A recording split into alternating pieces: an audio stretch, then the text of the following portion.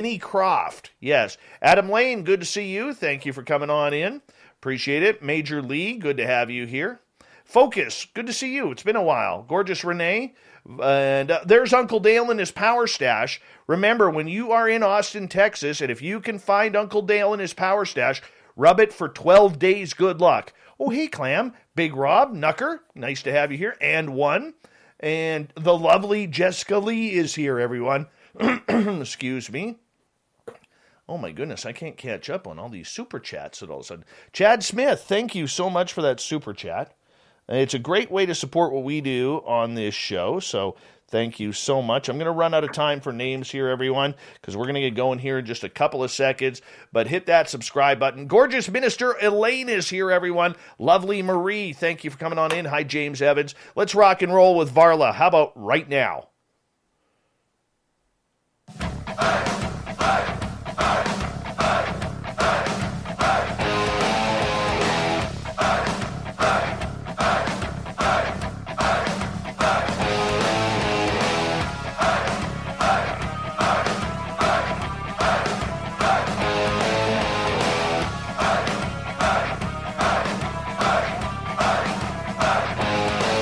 From the mountains of central British Columbia to you listening around the world, this, my friends, is Spaced Out Radio.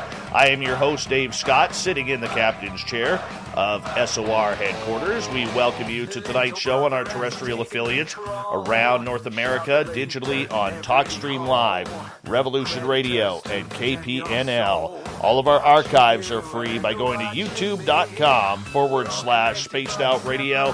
Do me the favor, hit that subscribe button. You can follow us on Twitter at Spaced Out Radio and on Instagram at Spaced Out Radio Show. Our website is spacedoutradio.com, where we have a plethora of features for you, including rocking out to Bumblefoot and reading up on Captain Shirk's SOR Newswire. Tonight's show is brought to you by Chive Charities. Help make the world 10% happier by visiting Chive Charities today. You can find them on our website. Now, normally we have Merle here with Ghosts of the Great White North. However, Merle has been called to duty, not for ghosts, not for spirits, not for hauntings. No, his job got in the way tonight. But our guest, you may recognize her. She is one of the top cryptid writers in North America, if not the world. She deals with the dark, the macabre, and every little Pooka and sea hag in between. Varla Ventura is here once again. She is one of our favorites. And we also want to announce that we're going to start bringing on Varla once a month. We have so much popularity with Varla here during the show that everybody keeps asking, when's Varla coming on? When's Varla coming on? So we're going to be setting a date, and we're going to talk away from the show here and set up a schedule where Varla is going to come in, and maybe every now and again she'll bring in one of her friends where we could get weird and everything. So we can totally do that. VarlaVentura.net is her website. Her books can be found at any major bookstore. Varla Ventura, we love you around here. Thank you so much for joining us. How are you? Wow, thank you. What a great intro. I'm great. That's what I do. Doing very well. That's what I do. Yeah, I know. You just set us up for success. Well, you're really a great host. Well, thank you, and I appreciate that. But it takes a good guest in order to make a good host, and you are definitely one of the best that we have coming on here all the time, and we absolutely love it. Wait, wrong slide. Oh. There you go. There you go. And everything's backwards. I know. Usually we have you on a Thursday. Now you're on a Wednesday. And you just got your hair cut and everything like that. Everything. Just madness. Well, that's how we like it. Sometimes you just gotta do something different. Now, normally we're talking cryptids and vampires and everything weird and strange around you. But tonight, the one thing out of all the times we've had you on this show, we've never really ever talk paranormal with you, and yet you're a paranormal junkie. Yeah, it's a great topic, and it's fascinating and kind of endless, and probably one of the things that most people have had some kind of experience that they would classify as paranormal, versus something like a cryptid sighting or Bigfoot, where fewer people come forward and admit that sort of experience. But I think, most of us have seen or felt or had some kind of ghostly encounter. It's, surprisingly common, especially amongst creatures of the night, like, everyone that's listening right now, except for people who are, watching it tomorrow and then the next day and next day. Yes. They're like day ghost people, but that's cool. Ghosts hang out in the day too. So yeah, we like them. How did you get started in all of this? What led you down this path? Everybody has a story. And I know I've asked you this question before, but our audience is ever changing and ever growing. So we got to keep reintroducing you that way. So that way people learn. So for you, how did all of this begin for you? Well, I just probably can pinpoint it as the type of mother that I had. Like everybody always blames their mother for things, but I credit my mother. She raised me in a very witchy environment. I was exposed to a lot of the psychic arts and tarot and astrology. Aleister Crowley, works by Sybil Leek. When I was young, I mean, these were just kind of things that were on the shelf. When I was born, my mom did my horoscope, and it was the first entry in my baby book. What my signs were. So I think I just entered into a world in which I was very hyper aware of the occult. I have spent very little time in churches, but I have spent quite a bit of time in occult shops and getting supplies and assisting with rituals and things like that. And that was just a more common part of my upbringing. We spent a lot of time in cemeteries. I still spend a lot of time in cemeteries. Something very common in my family, and actually my siblings all do it. They're not all as weird as me, but we all have this gravitational pull toward cemeteries and the cemetery iconography. So I think that is how I I was just born into this world that sort of fostered weirdness and a little bit of a different worldview, which I had no idea was different until, I started getting older and going into the world and realizing that, people do other things, like they go to church and they have like clean houses and stuff. Yeah. So and then, you find your people. You just find your people. You find your late night artists and your weirdos. And so, and then my mom had a couple of great friends also that are very witchy, and they were a big influence on me.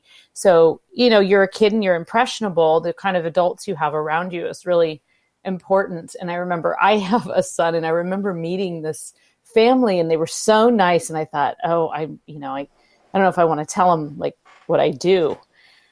So we were kind of getting to know each other, and I finally told the dad, I was like, well, you can look up my website.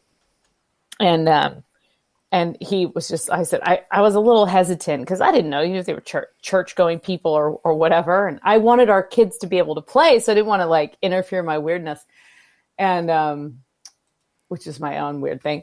And, he just said, what? Now I want you to be around my kid more. And I thought, okay, all right, you're my people. All right. we can influence them together. So, yeah. Well, that is good. That is very, very good. And we are glad to have you here, filling on in and being a part of the family here, because, you've always kind of fit right in with us. You really have. Thank you. I always feel so welcome, and your audience is just so like, I don't mean nice, like, oh, everybody's just like so sweet and charming, but everyone is just funny, quick-witted, interactive. But I don't know if I've ever seen, and like mostly I've seen like kind of like the Twitter exchanges, and I've seen very little like just rudeness. And I'll tell you what, I've been on other shows, which I won't name, but if there's a little repetition in the name, a certain national paranormal show, and the people in those chats are horrible to each other and to the guests and to the host. They're just brutal. And it's like, what are you like?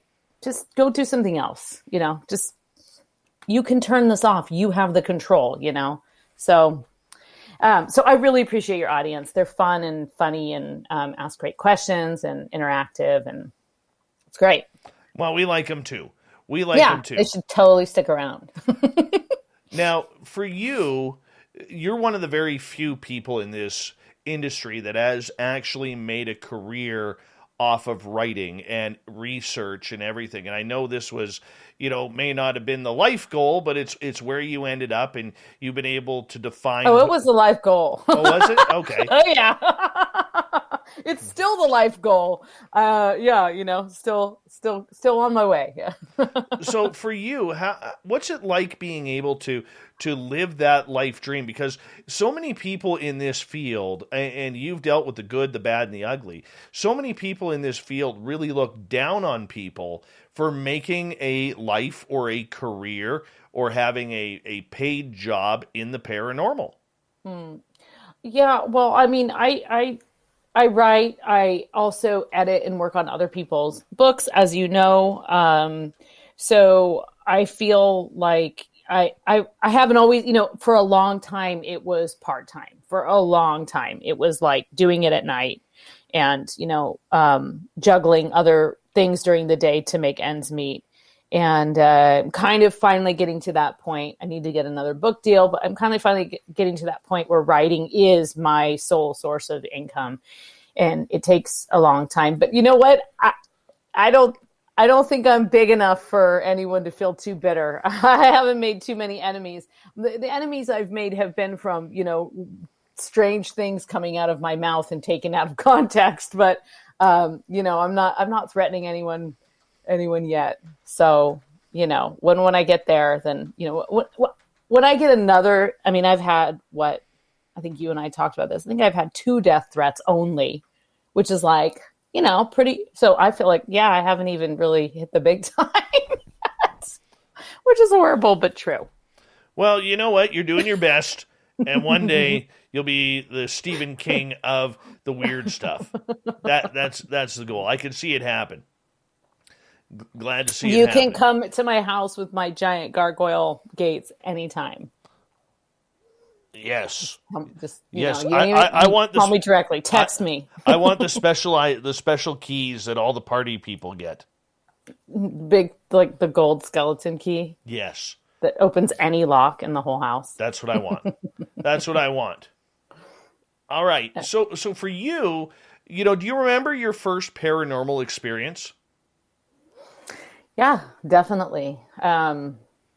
So the first sort of more paranormal or esoteric experience I had, I remember that I was about 3. The first actual kind of like ghostly thing, I was a little bit older. And then, and then I just, continued on from there. The first thing that ever happened was that I was having a nightmare, and my mom came in the room, and the nightmare was like, I was 3, so it was still something kind of not that scary. I was running through a field, and I fell into a ditch, into a big pothole, basically. And I was little, and I couldn't get out, and it really freaked me out. And so I had this nightmare, and my mom came into my room, and she said, what's wrong? And I told her the story. And, most parents would say at that point, it was just a dream, that's not ever going to happen, or just kind of like dismiss it, go back to sleep, everything's fine, right? Because your instinct is to kind of like comfort. Not my mother. My mother said, okay, so let's see. What you should do is go back to sleep and have the dream again. And when you fall into that ditch, like go through the whole thing, run in the field, fall into the hole. And then when you fall into the hole, I want you to imagine, at the time we had a Great Dane. And she said, I want you to imagine that his name was Kind Sir. Imagine that Kind Sir comes along and drops a rope down to you and pulls you out. And so power of suggestion, I fell back asleep. I had that dream. I ran through the field. I fell into the ditch. I imagined the dog coming. The dog rescued me, and I never had the nightmare again. And that is actually lucid dreaming. And so I have been able to lucid dream pretty much all my life. I'm a little lazy about developing any kind of skills with it. But lucid dreaming, if you're not familiar, it just means that you have conscious control in your dreams versus kind of, that's not to say I lucid dream every night, but frequently when I have a very vivid dream, I have a lucid dream in which I actually am making decisions in the dream, knowing that I'm dreaming. And it's not really, I think a lot of people can do that, but other people work really hard at trying to learn that skill. And I was gifted that by my mom at a young age and understood that that was something that your mind could do. So that's not exactly paranormal in the like ghost experience kind of category. But to me, that was my gateway into the unusual, kind of just the other realm, a different way of thinking, the psychic arts, if you will. Were you ever deep down scared of the paranormal or any of these experiences? No, actually, no. I know, isn't that weird? No, I've many years yet to live to be scared, so it could happen. But I have had a couple of like kind of freaky experiences, but I wasn't particularly scared at the time because I think I wasn't really processing what was happening as a paranormal experience. So it's usually kind of like after the fact when you're thinking about it and you're just like, whoa, what was that? Wait, I don't have, there's no one else in the house kind of thing. So I think, yeah, I haven't though. I have been alone and felt something like pressing on my bed and, been kind of like, not sure what that is. I think I'll sleep with the light on, but never like I've never been terrorized or terrified. I really haven't. And I've had a lot of paranormal experiences. I've seen quite a few ghosts. I've heard a lot. I've sensed a lot. And it's not that they're all been great and like, yay, we're friendly ghosts. It's just that so I was just taught at a young age, and part of the reason that I enjoy cemeteries is that I do not fear the dead or the unknown as much as maybe, someone who thinks cemeteries are scary, like I just don't have that reaction. So in other words, it's tough to scare me. Now I love scary movies. I like trying to get to that place where I'm actually genuinely terrified. And I recently listened to a book that really scared me because I usually read like in paper, but I was listening to a book and it was just, one of those kind of scary haunted house scenarios that was just a little too similar to my own life. And horrible things happening. And so, that kind of thing kind of scares me, but that's not an actual paranormal experience. So yeah, I've never really been, I've been like kind of on edge or full of adrenaline, but never really terrorized. Or I know some people have had experiences with poltergeist or, being all cut up or whatever, but not me. You're like, God damn it. Why wasn't that happening to me? Why was I not getting chased around by poltergeists and hellhounds? Yeah, it's so unfair. You know what, though? I'm the same way, though, because I literally am really, really upset that I have not been taken on a UFO. Oh, bummer. But what I'm saying is consciously. Like, okay, like I don't want this nighttime crap. Come get me in my bed. I want the ship to land in my backyard, just like when I saw the landed craft back in 2014.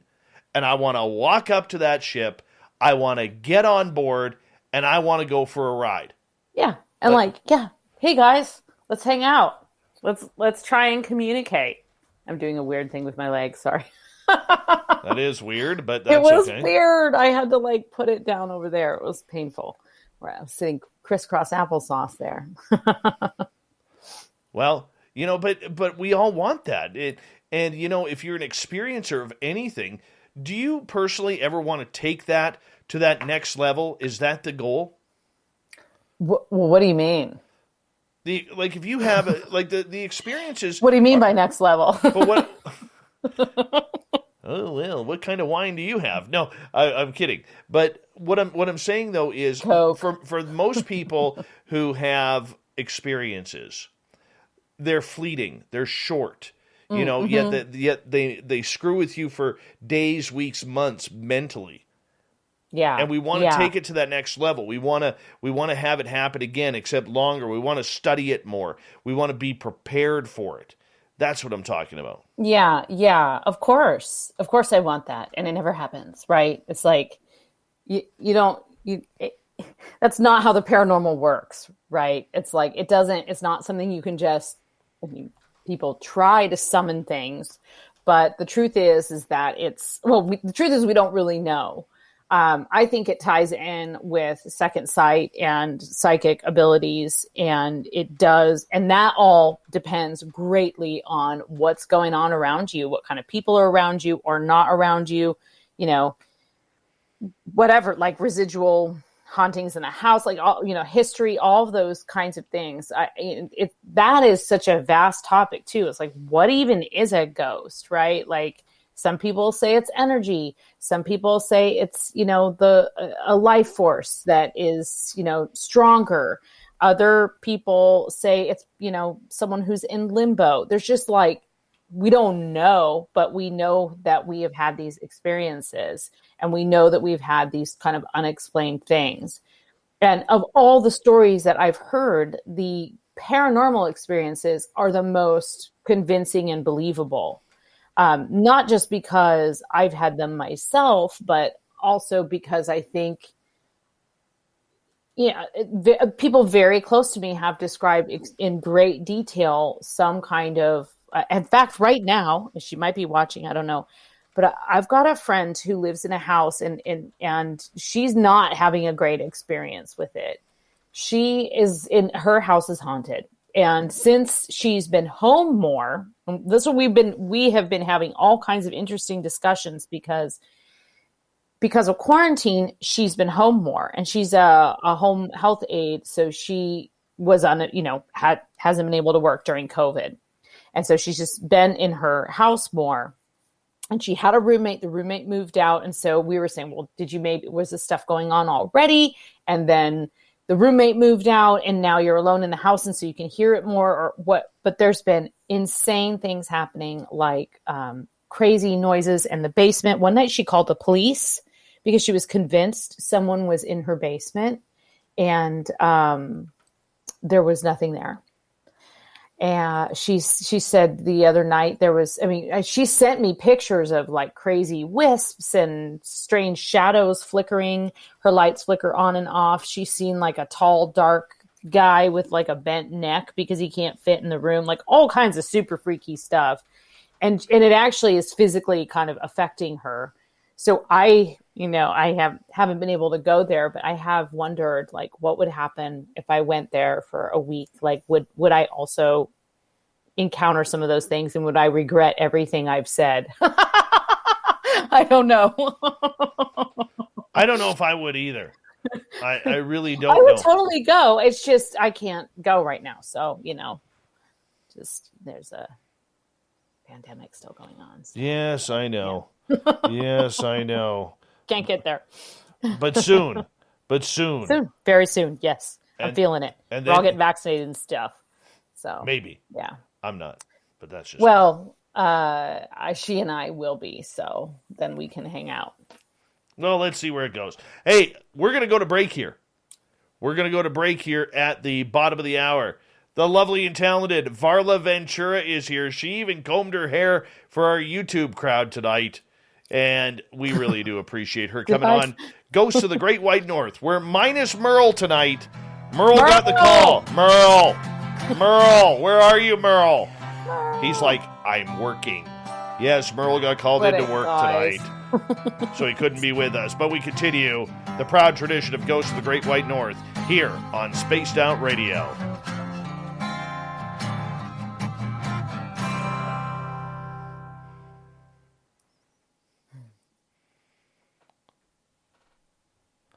Thank you, Minister Elaine, for that amazing Look at super that. chat and putting in my order for a front yard landing. They Nice. may have troubles landing in the front yard because I literally have like 8 trees that are like 75 feet tall in my front yard. Backyard? Backyard is empty. If we could switch it to the backyard, I'm in. I'm game. I don't want to be ruining any spaceships. Yeah, they probably wouldn't want that. No. Fapster Dave even showered for Varla today. Oh. Look at that. Brushed his teeth and showered. Fancy. That's how I roll. That's how I roll. Disciple Will, how you doing, man? Good to have you here. Let's see here. Who else we got here? Backyard it is. Thank you, Minister Elaine. I love you. Love you. It's great. It is. It totally is. What else here? Am I missing it? Hey, Ross Lambda, welcome.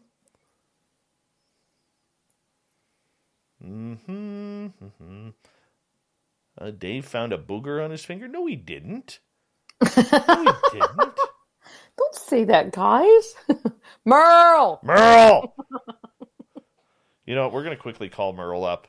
Okay. Hold on. He's going to be like, I'm at work. What is he? Well, it's not my business what he does. We don't want to expose him too much. Hold on. Let's call Merle up.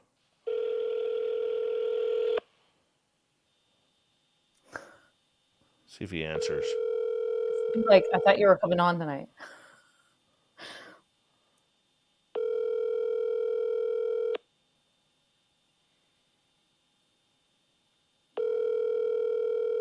Should we leave him a voicemail? You've reached Mike. I've missed your call.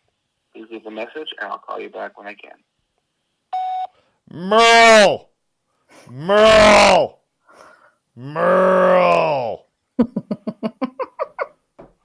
There we go. He's going to be what? He's going to message me on Facebook now. What? What? Yes.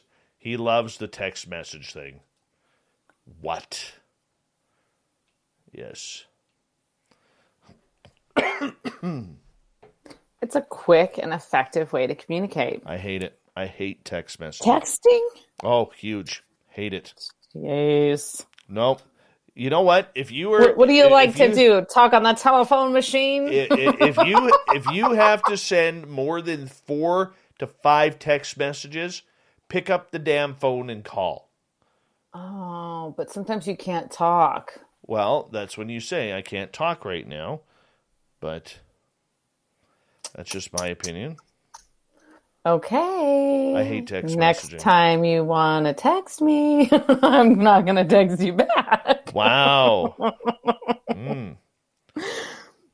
Thanks. I like texting because I can have conversations out loud. I can have conversations with people that I can't have necessarily out loud, especially when I'm home with my son. But I can have conversations and talk about things with people and stay connected without having an out loud conversation. Not just because I'm talking about adult things, but because you know how kids are. The second you get on the phone or do anything, they're just like, hey, in fact, you and I experienced that earlier. They're like, hey, what are you doing? What are you doing? Can you pay attention to me? And, so it's like you can kind of sneak. You can be like, yeah, I'm doing the dishes and put your phone by the sink. I know. Text. Although I will say I actually do hate the act of texting because I'm a really fast typer and I'm a really bad texter. So yeah, I'm the one that always sends the thing that has, multiple typos and yeah, I don't care. Yes. You get the gist, right? And then autocorrect. And then autocorrect comes into play. Is your enemy. Oh, I hate that damn autocorrect. Oh, my son knows how much I hate autocorrect, and he gave me this gift, and he's only 10, but he gave me this thing. He says, "It's just so you, Mom. It's like words and cussing," and it says, "Frankly, autocorrect, I'm getting tired of your shirt." Get it? Yes. Yeah. Funny, right? Because it's swearing. Damn swearing. Jeremy Jones, how you doing, buddy? Good to have you back. Yes, Merle's name is Mike. Merle's real name is Mike. Cat's out of the bag now. Tell Merle that we had to cancel the show. Yeah, I was thinking. I know, that's what I said. Call and be like, Merle, I thought you were coming on. Like, I was everyone's going to. waiting. I was That would be hilarious. Totally going to. Hey, Snakes on a UFO Snakester. Good to have you back, buddy. Thank you for coming on in. Duke's missing Merle here. All right, here we go. Hey, Nicholas, how you doing?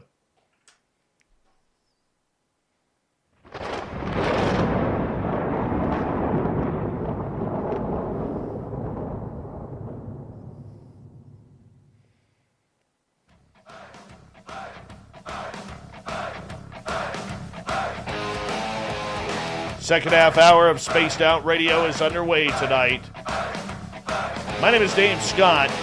Thank you so much for joining us. Really do appreciate earning your listening ears. I want to remind you that if you miss portions of this show or others, check out our free archives by going to youtube.com/Spaced Out Radio. Just do me the favor, hit that subscribe button. Our website is spacedoutradio.com, where we have a plethora of features for you, including rocking out to Bumblefoot and reading up on Captain Shirk's SOR Newswire. Follow us on Twitter at Spaced Out Radio and on Instagram at Spaced Out Radio Show. We continue on tonight.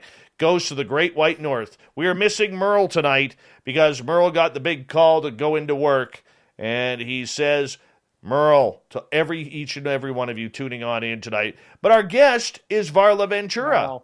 Merle, that's right. Merle. You have to say it like a cow would moo. You got Merle. I'm not going to do that. That's the way he likes it. That's the way he likes it. Hey, you can't make this stuff. I'm not going to do that yet. Yeah, we can't make this stuff up. We'll close the show with that. Exactly. And let's move on here, because we have been talking paranormal all night long with you, and that's the way we're going to continue it. But first, our Saturday host on our YouTube channel, Lynn Wallington, says, you only get the best, Dave, Varla. You know what, Lynn? I'm just going to say I'm willing to share Varla with you. I'm willing to share Varla because she is that awesome. Yeah. And I'm sure she would make time for you. Totally. I would. That's the way Varla works. Mm-hmm. Those teeth, that's the way she works. All right, Varla, ghost talk. We've been talking ghosts. And, you know, a lot of people, they watch television shows, they see what's going on, and it's demons. There aren't that many demons out there, are there?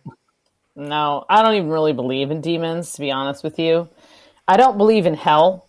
So because I don't believe in hell, I don't believe in the devil. I also don't believe in God, but I think that kind of goes without saying, right?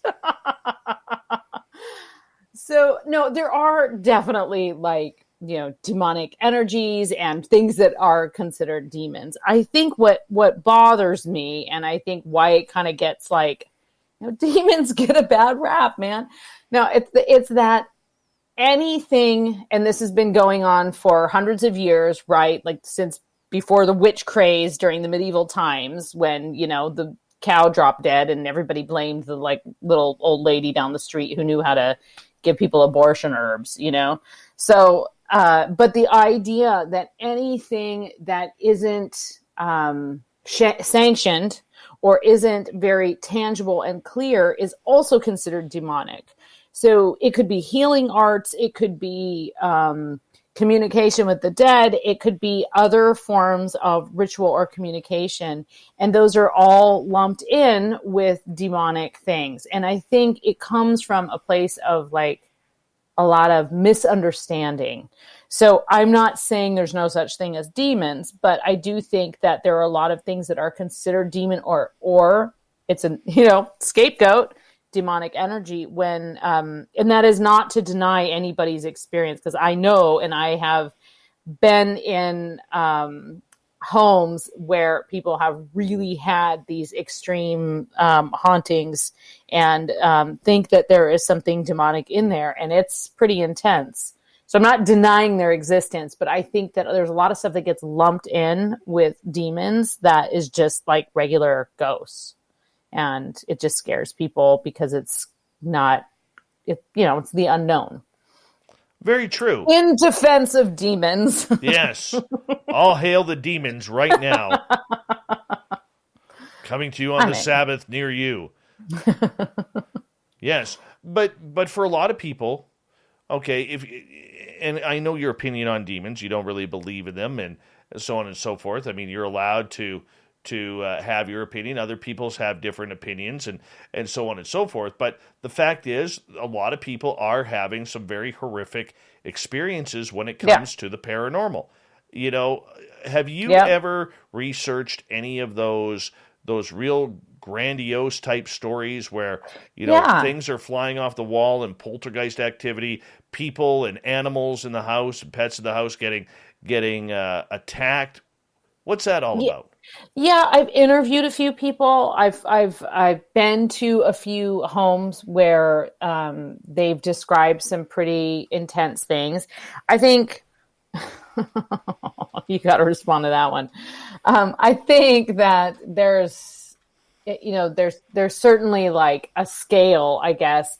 For me, I would say I have definitely been in places where there has been, if you want to call it demonic energy or really negative energy, some pretty horrific places.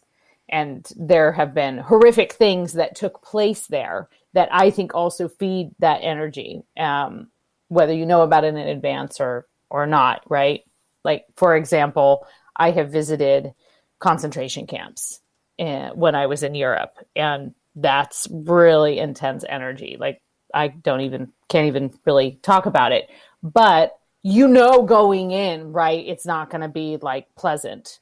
So when you go into a home and you sense that kind of energy, then you definitely kind of wonder what's going on. But I have also noticed some patterns with people that have had some extreme negative things happening in their house.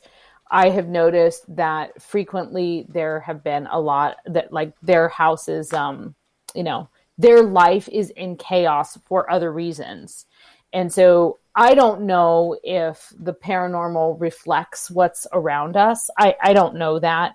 I know what I've experienced, and I believe what other people have experienced. But I have not been in a situation where I've seen, a chair fly across the room. It's never happened to me. And I've never seen it, I've never seen it authentically on film. I've been sent a lot of footage. I'm not saying I don't believe that it happens, but I have never witnessed it. So it's hard to really judge, what that person's going through. Because I just have a very different relationship with the paranormal. I don't feel I don't think of it in that way. And I think, as I said, I think a lot of it is misunderstood. Again, not dismissing that people are having those experiences, but I do think that entities can prey on emotions. And if you are in a really vulnerable state or an abusive state, it is more likely that something negative could enter that domain. I also take precautions, of course. I take a lot of precautions. And so I don't just, sit down at a Ouija board, crack a bottle of whiskey and, just go for it. I obviously am very conscientious when I do anything that is kind of tapping into that other world deliberately.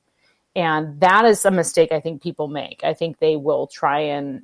I think a lot of people stuff just happens to them. But I do think that there are people who will try and invoke or enter into trying to connect with the other realm through seance ritual, and they haven't taken the proper precautions either beforehand or after, including, making sure you're in a safe space, making sure the people around you are safe and like-minded enough that they're not going to do weird things to you. Just cleansing of the space, all that kind of basic ritual stuff. It needs to happen, even if you're just trying to do automatic writing or channeling or anything like that. So, for sure. Kira's comment, no Ouija uncontrolled. Yeah. The Ouija board is a very polarizing topic in the paranormal community. You definitely have a lot of people who have very, very strong opinions about the Ouija board and whether it should be used. I've met people from all over the spectrum, people who use it for guidance and use it as like a trance medium would use it. People who use it for fun, for kicks. People who use it only in specific settings. And, you buy the thing at Target. So how bad could it be, right? Like some people have that mentality. Personally, I have had some pretty weird experiences with the Ouija. I'm not turned off of it permanently, but I have vowed to not do it alone anymore. And that was I vowed that when I was a teenager because I had been doing a Ouija board in the basement of this Victorian because, that's what you do when you're like a goth teen. You go down into basements with weird people and you bring a Ouija board. And everyone left, and I kept doing it, and I did it alone, and that was pretty freaky. Like I had kind of, some kind of weird message, and then I I don't know if I just got freaked out and kind of upset the planchette or what happened, but the little planchette flew across the room, and I just sat there and was like, I am not sure if I did that or if that was just like a message, but I'm going to leave this basement now. And so I just, picked up the board and found the little thing. And I haven't really done it. I certainly haven't I've done it, but I haven't done it alone. So, and that was my big lesson because I hadn't done anything. I was just like totally goofing off, probably like half lit, just like, yeah, let's do the Ouija board. I got the Ouija board. And it's irresponsible. It's irresponsible paranormal behavior. One must take proper precautions. Big happy birthday to our listener, DB Cooper, tonight. Oh, DB Cooper. We found him. Amazing. We did. He's rich, too. All right. Yeah, with a whole, happy birthday. Happy birthday. Did I ever tell you my your DB Cooper story? No, my Ouija board story that absolutely pissed me off, and I was so angry at it, I almost threw it in the fire. No, I don't think you have. Oh, this is funny. This is funny. So, one night we're playing it on the Ouija board. There's 4 of us. It's a spirit board, not a Ouija board. A spirit board. Apparently, there's a difference, even though they all have a board, the letters, numbers, and planchette. But that's the way the spirit world works, and people in spirituality got to segregate everything. It's not a Ouija.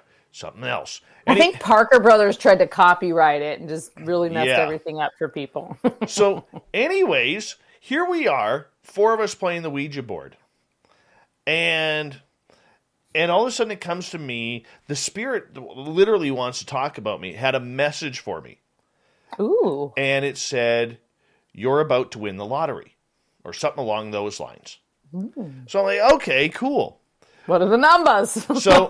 So I started asking some questions because I'm very superstitious. I get that from playing sports and everything like that. So when I buy a lottery ticket, I always, I once won $100 on lottery. So I go back to the same gas station to get the tickets. So I started asking these questions. I said, okay, when's the draw? It says, I think 6 or 7 weeks from now. I went, okay, how much is it going to be? 43 million. Okay, cool. Where do I get the tickets? Go back to, it spells out same place or something along those lines. And so, of course, I'm watching. I'm not buying a ticket beforehand, nothing. I'm going to test this out, see if it works. So I go spend coming up to that week. Holy cow, here it is 7 weeks later. And the lottery is carried over, and it is now $43 million. Ouija board was right. Ouija board was right. Spirit board. Sorry. So I go in there, I buy my ticket, I don't even look at my numbers, I put them in the pocket. I drive off to work. I get my day going, you forget about things. We go back to our friend's house that night, And my friend, we set up the Ouija board and we're going. All of a sudden the board, points to me, like the planchette comes to me and then spells out congratulations. I'd forgotten about my ticket in my pocket. Oh, shit. Oh, yeah. Can I do that? Oh. No, you can't. You can't. Okay. Sorry. So carried away. So the board spells out congratulations. And I'm like, congratulations. And my friend says, your lottery ticket. So I quickly race out to my car, grab my lottery ticket, hop online, and they had terrible Wi-Fi there. So it took me like 10 minutes to find out. Like, I'm shaking now, because everything has happened so far. And I look at the numbers, and I don't have a single number on 6 different lines. I don't have a single number. And I flipped out. I'm like, do you think this is a joke? No. You told me that I was going to win. Are you lying to me? No. Well, I didn't win. Sorry. It spells out. Right? And I was like so angry, dude. So angry. Like everything that had happened up to that point. Totally predicted it. And not even a single free play. Them spirit bastards couldn't even give me a single free play on the lotto. And I was mad. I was mad. Not a single number. Not even a single number. Most people say, like, I stopped doing the Ouija board because I had this weird experience. And you're like, it totally lied to me. Like, it burned me on the lottery. That's just not cool.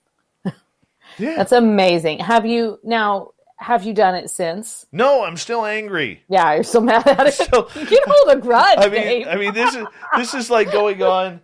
This is like going on now. What was it? That happened in, I think, 2013, I believe. 8 years. 8 years. Bring one to Vegas. We'll see how it goes. I don't even own one. I mean, it's not that I wouldn't go on. You can get it at Target when you get there. No, I understand that. But like Fap says in the chat room, Dave totally got trolled by a Ouija board. Absolutely, I did. Absolutely, I did. It sounds like a prankster to me, for sure. Oh, and I was mad. I was so mad, dude. Honestly, I don't think I've been that mad. They're laughing on the other side. Oh yeah. Like, look how many tickets he bought. Well, I only spent $10. They told me only to spend $10.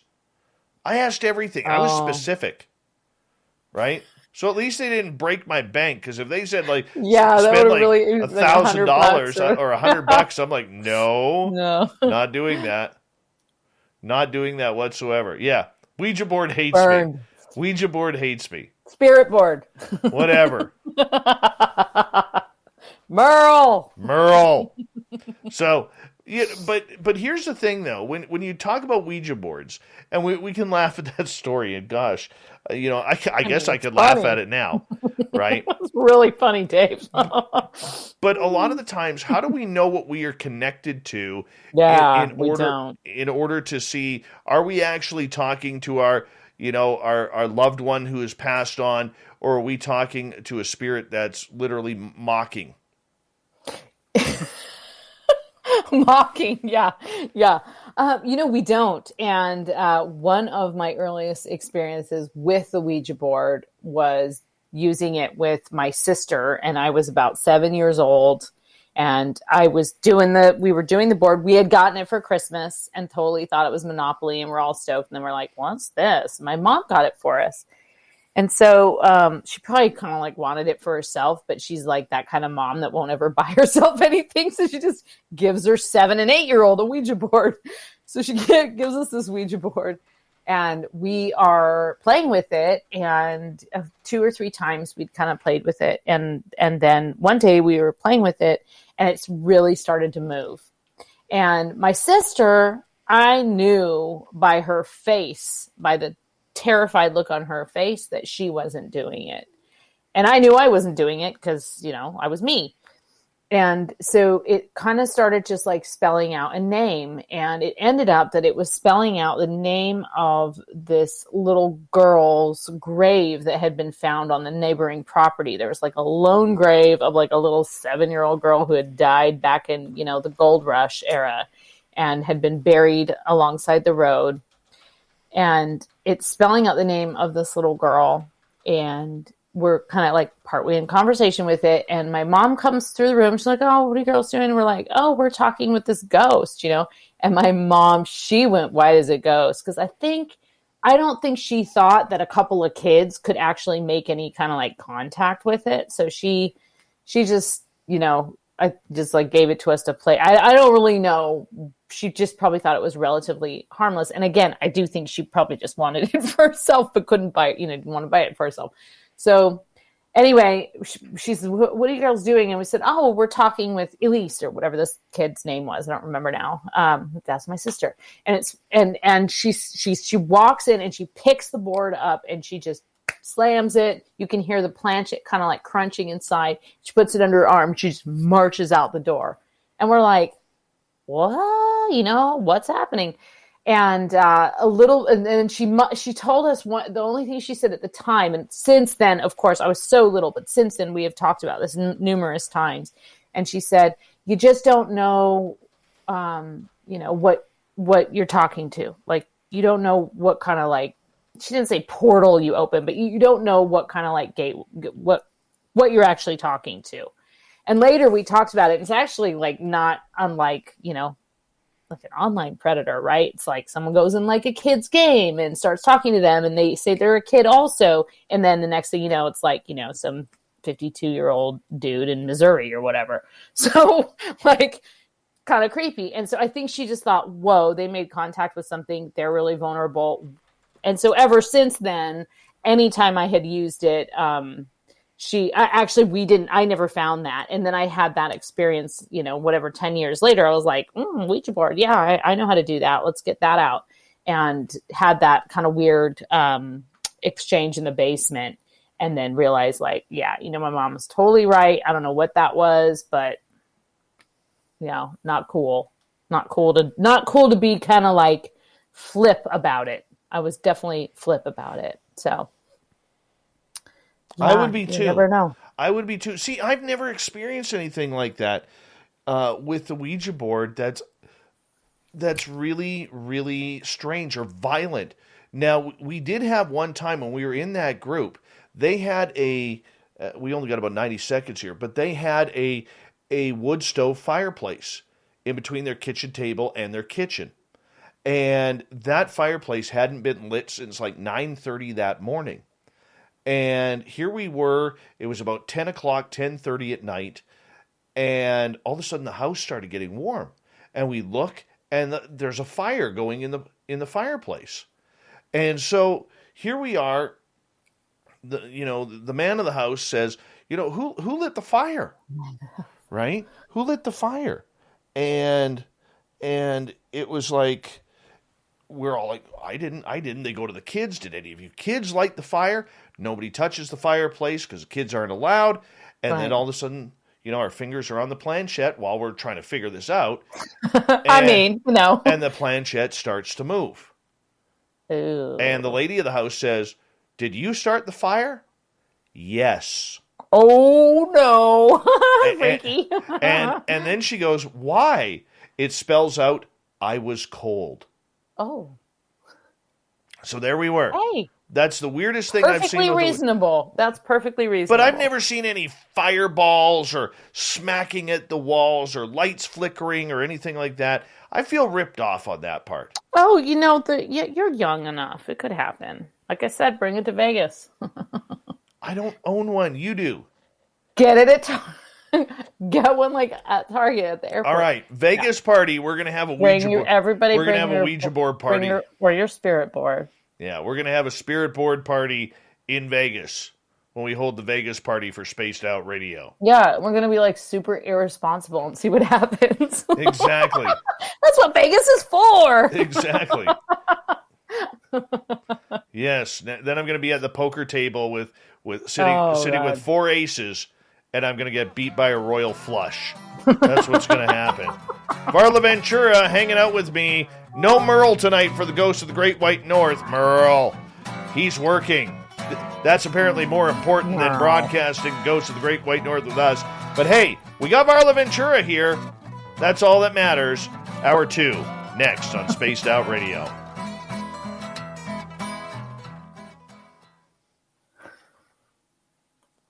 All right, we're clear. I'm going to just step away for a couple minutes, take my dogs out. And do you want to chat with the crowd or do you want to break? Sure, I can do All that. right, you got the chat room. Okay. So, wait, do I have to log in? It's up in the corner, remember? I'm seeing it, but it says log in. Oh. Let me see what happens. Let me see what happens. I don't know. Yeah, log in. Well, I'm afraid to log in. What if I lose the whole stream? I don't know. Don't log in then. Go to YouTube.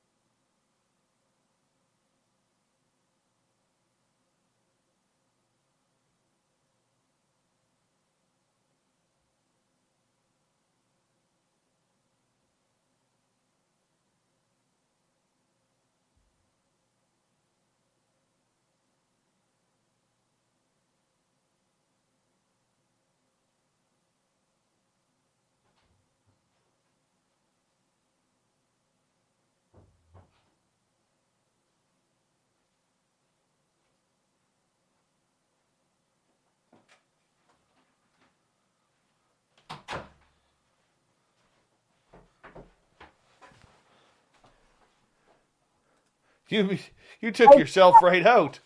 Across the streams, man. As soon as you said go to YouTube, I hovered in the corner and it left StreamYard. So I did manage to get over to YouTube and say I crossed the streams. And I was like, oh no, I have to just wait for Dave to come back. That's okay. That's okay. Mr. DB Cooper, thank you so much for the super chats. I want to answer your question directly that you asked. The answer is no. I'm not going to do that. Not that I'm holding a grudge or anything. I love the person you were talking about. But there was a lot of extremely hurtful things and comments and accusations that really are irreparable. So, unfortunately, as much as I respect that person, and that person's an incredible broadcaster, and I miss him, but unfortunately, I can't do anything about that. So, sorry about that. Vinster, thank you so much. I can do something about it. No. Vinster, thank you so much for the super chat. Andrew, thank you, buddy. Minister Elaine, Carla, Madison, Donna, Cedric, Chad, and Science Bob, really do appreciate that. And I'm forever grateful. Thank you for your love and support of Spaced Out Radio. Really do appreciate that. Hi, Brian Smith. Good to see you. And who else am I missing? Hi, Eve. Joe Diamond. Joe Diamond's here, everyone. Joe Diamond. Don't cross streams, Varla. Don't cross streams. No. Yes, don't cross streams. Also, it's dangerous. Don't look at the trap. Mm-hmm. Hey, there's Varla Ventura in the chat room there. I know, and now I'm gone because I know. It's weird. I can't go over there, and it's too meta for me. I know. Thurston Howell III, thank you for joining us. Sir. How's Lovey? Please let us know. We're going to get going here in about 15 seconds. Oh, hey, Clam. Hey, Clam. And I think we're all caught up on the people here. So, Ed Parnell, welcome to the show. Here we go.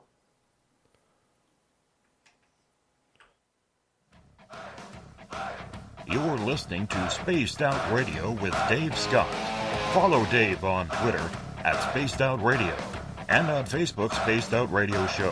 Here we go with hour number 2 of Spaced Out Radio tonight. Good to have you all with us. My name is Dave Scott, and I appreciate you all coming on in. I want to say hello to everyone listening in on our terrestrial affiliates around North America, digitally on TalkStream Live, Revolution Radio, and KPNL.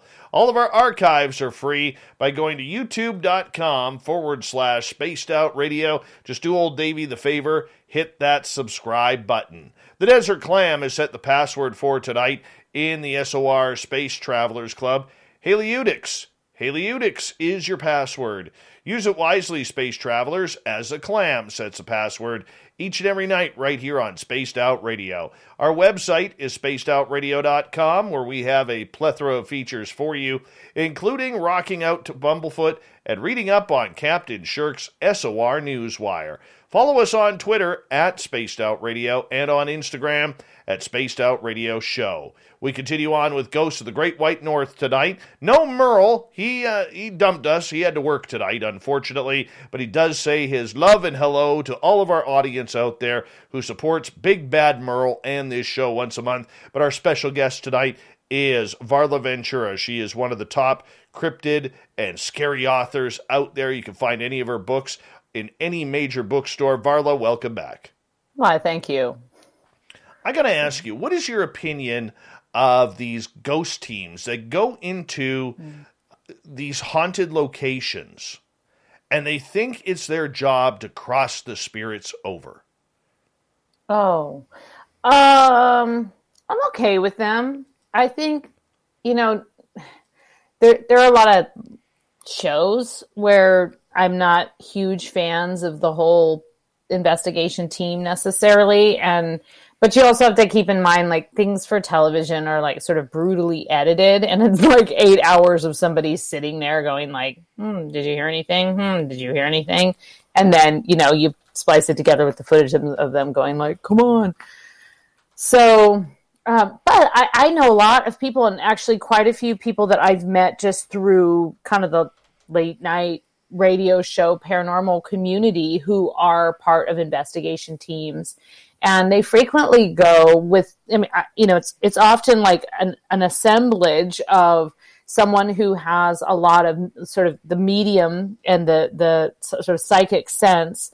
You often have somebody who is practiced in like a cleansing or, consider themselves, a witch or someone that can help spirits move on. In particular, if it's a situation where the people are like being terrorized or afraid in their homes.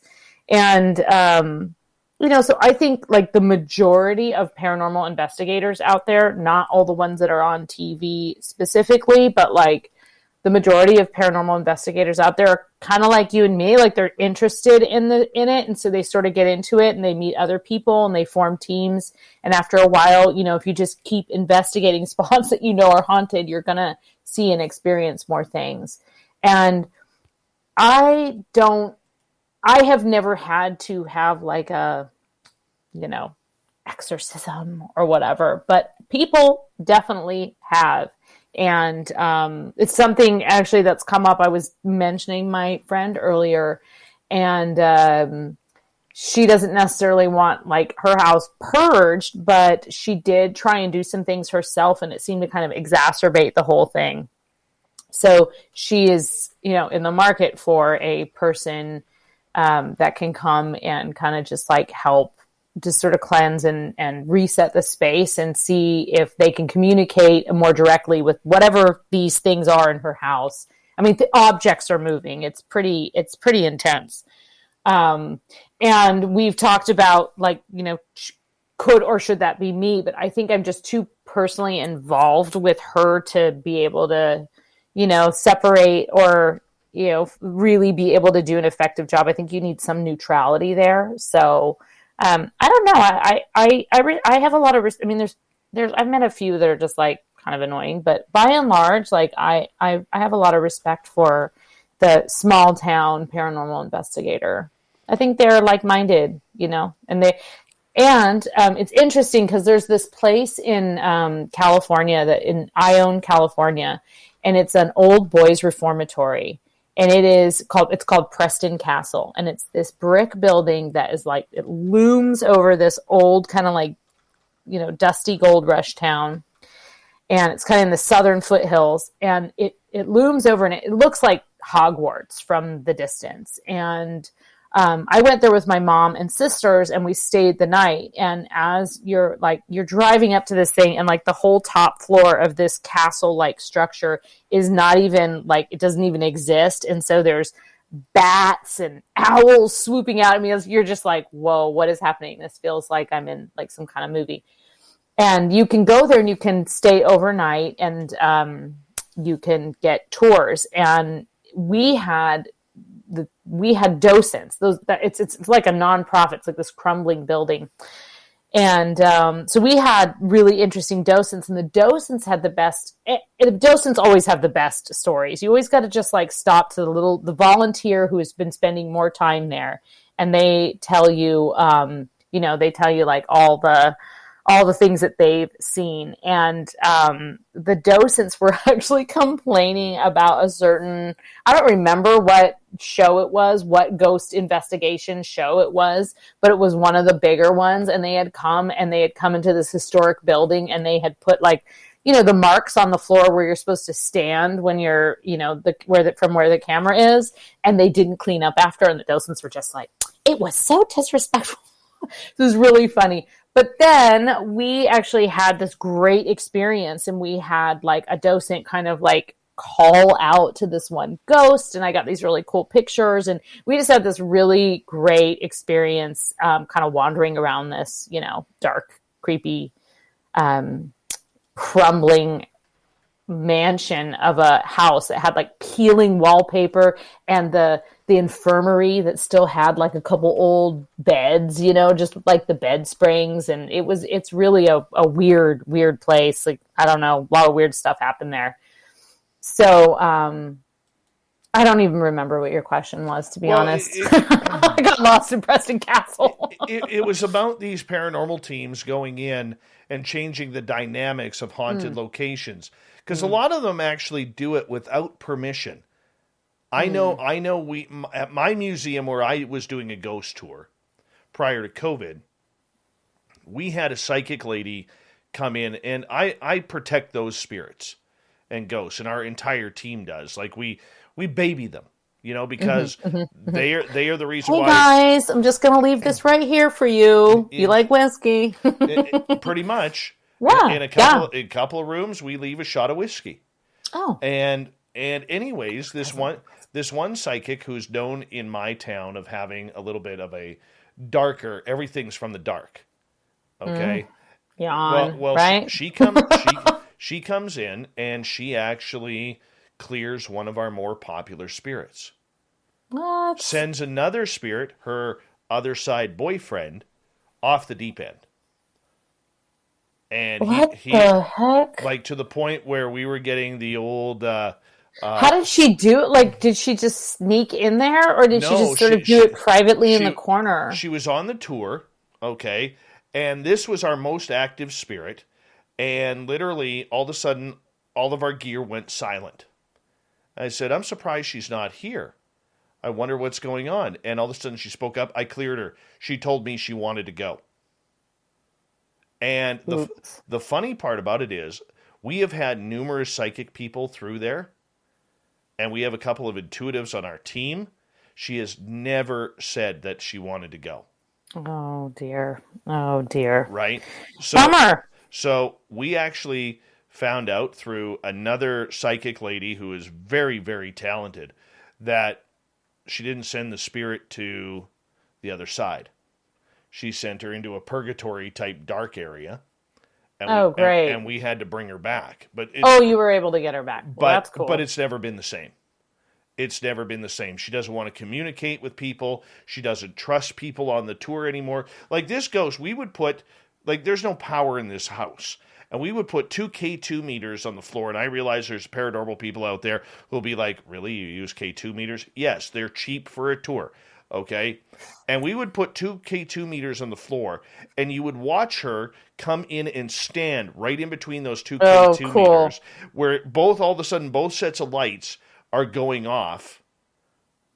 And, so cool. And then she would used to allow people to come in and feel her energy. Not anymore. Oh, that's a bummer.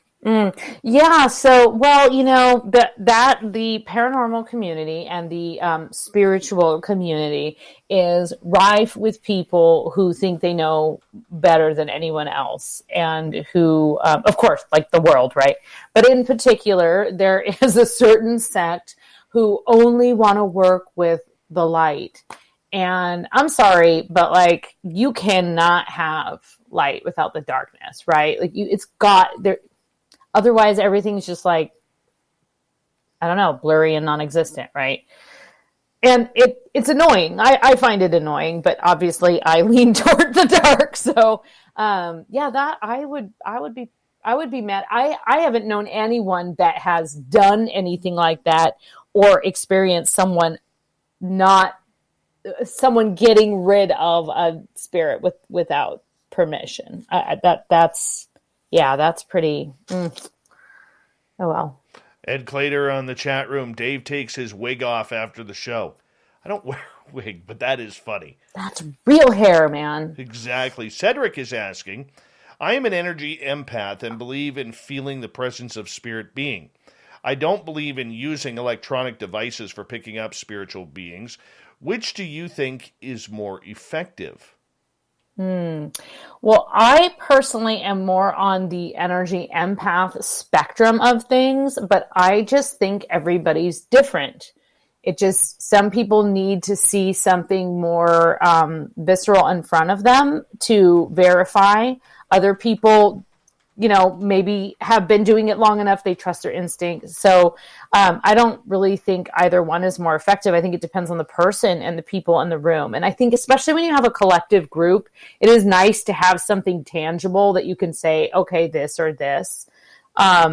But for myself, in those situations, I've had more experiences when like I'm further away from the group and maybe someone's doing like an EVP or something over here. And I've had more experiences kind of removed from that. And I think I just happen to fall on that empath spectrum. But I also find the whole thing fascinating and have used electronics. So, I think everybody's just different, and they need, if they're there and they're respectful and they're interested and they're not, they're not banishing ghosts without permission, then I don't think it really matters. I think it just matters that the person is having, an authentic experience that isn't full of like a lot of like weird negative energy. So very true. Very true. But and also as a ghost tour person, this, right? Like there's a lot of people that are interested in ghost tours who aren't interested in becoming paranormal investigators or consider themselves empaths, right? And those people enjoy some of those, like you said, putting those EVP meters down, right? Like those people enjoy having that because it can actually kind of move the meter, so to speak. It can move the meter for them because that is evidence.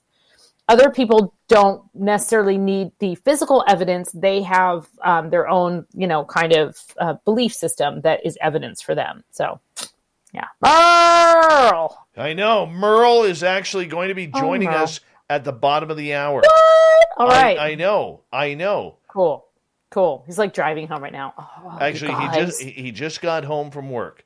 And so we are going to have Merle stepping in here at the bottom of the hour. I'm kind of excited about this. Yeah, this is very super excited. Great. Exactly. We can see Merle and his great eye contact into the camera and everything. So is he good at eye contact? I want to get back to hard to do. I want to get back to the side of cleansing spirits from locations. I have no problem with that if somebody is doing it, Varla, because let's say you're a client, you have a haunted house or a haunted business that's scaring away customers or keeping your children awake at night, and you just want to be able to make that peaceful again. And you know what? Hey, if the spirit wants to be moved or crossed over, I think that's kind of cool too. However, there's a lot of teams out there who think it's their downright paranormal duty to go into these locations, like Waverly Hills or up here, at my museum, who will try their darndest to clear away spirits. I don't think that's right. I really don't. I agree. I don't think it's right either. I think it's annoying. Why would you do that? Like, just let them be. Let them be. I also think they're rare enough that, again, I agree. If somebody is asking for or needs to, get their home back from a terrorizing poltergeist, that's a little different than like a peaceful place where, ghosts are actually enjoying, and the people who interact with them enjoy the ghosts, as in your museum. Yeah. But that's what we're dealing with. There's a place, and Merle has a great story. There's a house in a town called Merritt, British Columbia, where you go down into this stairway, and they believe the spirits actually drew with crayon a devil. So when you go down the stairs, and you got the wall that's kind of you're looking at that's going down the same angle as the stairs. Mm-hmm. There was actually a devil drawn on there. The museum people have no idea how it got there. Just one day it was gone. There was nothing there, and the next day it had appeared. So they were Merle's team was investigating this. Well, this different team comes in there, and they did not. They painted. Did they erase it? They painted over it. Oh, what? Because they felt that was their duty as paranormal investigators to get that evil demonic spirit out, and the so-called psychic there said, we need to paint over this. I mean, you can't do that in a museum. You know what I'm saying? Absolutely not. You definitely can't do that at a museum.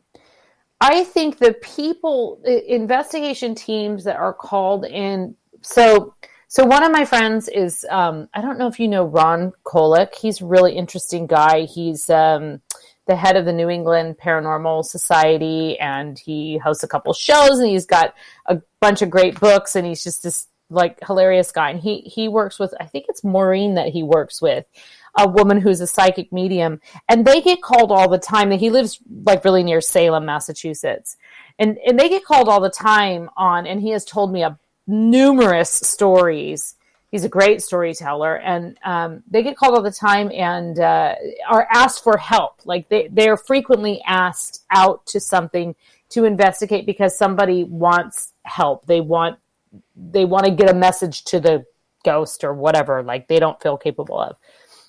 A lot of his stories are that. It's not just investigating to find proof or evidence and let people know, yeah, there is something here, but someone might actually call them and ask for help.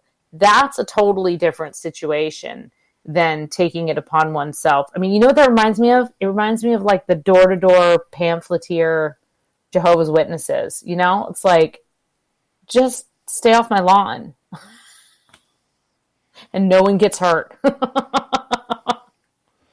I understand that, but it also shows the disrespect that many paranormal teams out there not only having for the spirit, but for the locations as well. Oh yeah. So that is I got into a deep discussion with one of the docents at Preston Castle because they were just so angry that, you know, they were all excited because Preston Castle has also been this long line of restoration, and it's nonprofit, and you know there's all these volunteers, and so they're really excited this big show is coming and it's going to highlight it, and they think it'll attract more people and they can get more donations.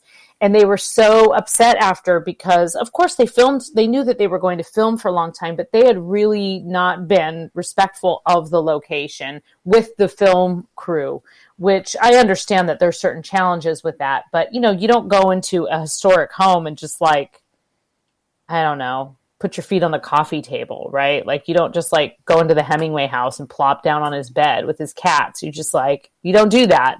There's a rope there for a reason. I don't know. It's kind of weird. Let's go to 11's question here. So we got about 2.5 minutes. Do you find some people encouraging paranormal activity just by being there? I don't go looking for ghosts, but we had one so noisy that we called hotel security thinking a woman was in distress. Yes, I do think that some people in particular have a more kinetic or frenetic, whatever, I don't know the right word, but an energy that attracts paranormal activity. And that also, I also think that ties in with the fact that that person probably has heightened psychic abilities, and they may not even be that aware that they have heightened psychic abilities or care so much that they have heightened psychic abilities, but nonetheless they have them, and so they attract paranormal activity. Many people believe that ghosts can travel with a person, and there's just like so many different kinds, right? It's like we've talked before about like the kingdom of the fairy. Well, the kingdom of like the paranormal is even more vast. You got traveling ghosts, you got roadside ghosts, you got ghosts that stay in specific locations. You've got, you know, just kind of a whole range of types of ghosts. But definitely, I do think, and I know a couple people that now believe that about themselves, that they aren't necessarily only, I don't know, either they're always going to a place that's haunted somehow, or something kind of follows them or recognizes that they are able to see and they can try and communicate. So. Message from Bob Gray. He really likes your hair. Oh, thanks, Bob. It's nice of you. Absolutely. Are you sure it's not for you, though? Because, Dave, you do have fabulous hair. Okay. The term her was used. So. Yeah. Yeah. That's me. That would be you. Thank you. That would be you. All right. We got about 45 seconds. What's your advice to these potential paranormal people out chatters. there? The paranormal people who are out there wanting to clear spirit. No, I would say, just like don't do it. Like just if you want to go out and clear spirit, there are plenty of people who are looking for someone to clear spirits. So do it when asked, right? It's just like if you've been asked to do it, fine. I guess the problem with that is this woman said she had been asked by the spirit, right? So if you've been asked by a human who is having problems in their home or their environment or their workplace or whatever, that's okay if you've been asked, and let's assume that these are people who are doing it in a very respectful, responsible way. All right. Varla Ventura is here for Ghosts of the Great White North. We may have a Merle sighting when we come back as we continue talking paranormal all night long with Varla and all of you. Hope you're enjoying tonight's show. It continues right after this.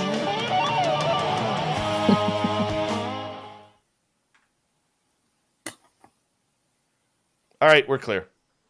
Okay. I have to get a new video card for my computer because every time during the show at this time, it flashes, it shuts off one screen and everything moves over to another screen, and then it flashes back, and then it does it again. Drives me nuts. Every night? Every night at this time. Yeah. Yeah. All right. We're just waiting for Merle here. Merle. So while so am I staying on then? Yeah, of course you're Yeah, staying on. okay. That's what I thought. Yeah. I didn't know. We can split the screen. All right. I almost said something else, but I'm your choice. Family show. Your choice, Winter Blend or True North? True North. All right. Varla It ain't Ventura. winter. Yeah. It ain't winter right now. Hi, Dirty Filth.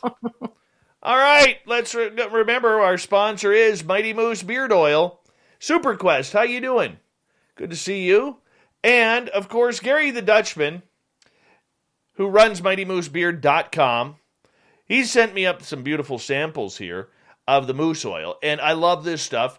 It's in Canadian dollars for all you Americans down there, who want to look into some moose oil, or for the ladies, some hair oil, because it does work in the hair. All right. I highly recommend Mighty Moose Beard. All right? Little Marky Spender, you have no hair. Unless you comb your back hair upwards. It would not work for you, Marky Spender. All right? So, Gary the Dutchman, though, believe it or not, I mean, you know as well as I do, if you're dealing business with Dutch people, they never give you a deal. Ever. Okay?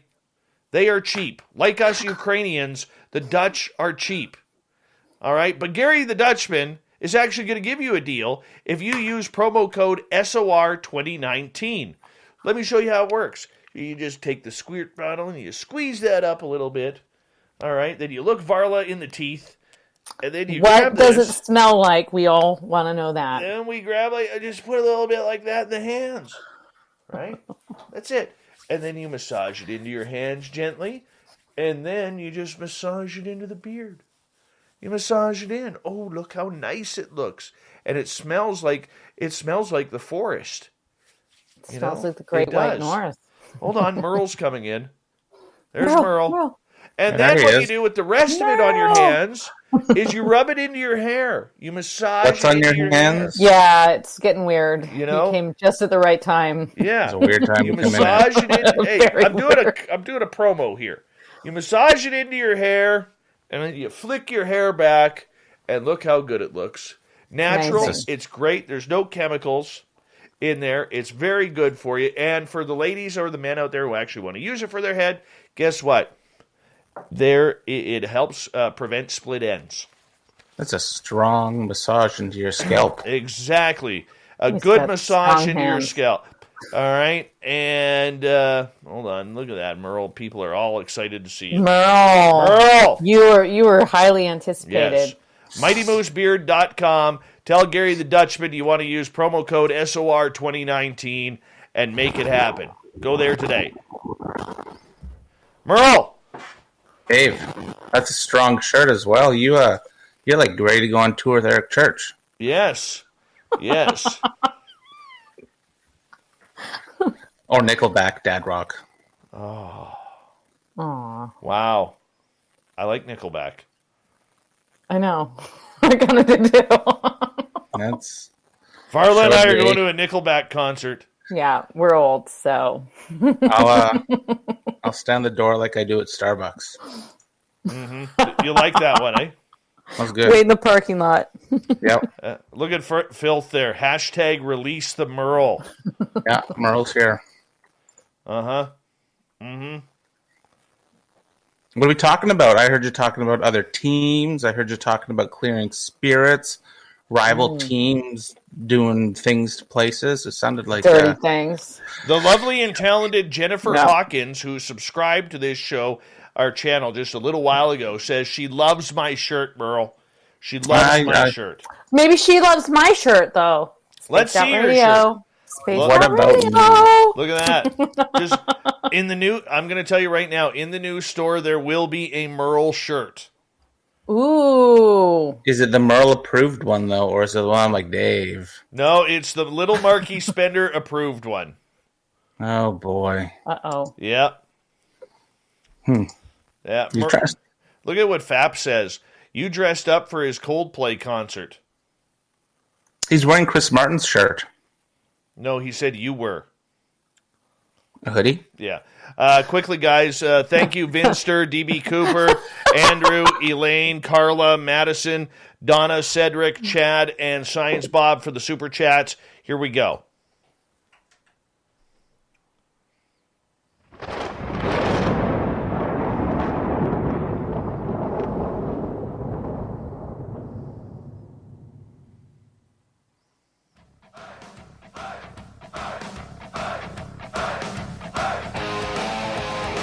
Second half of Spaced Out Radio is now underway. My name is Dave Scott.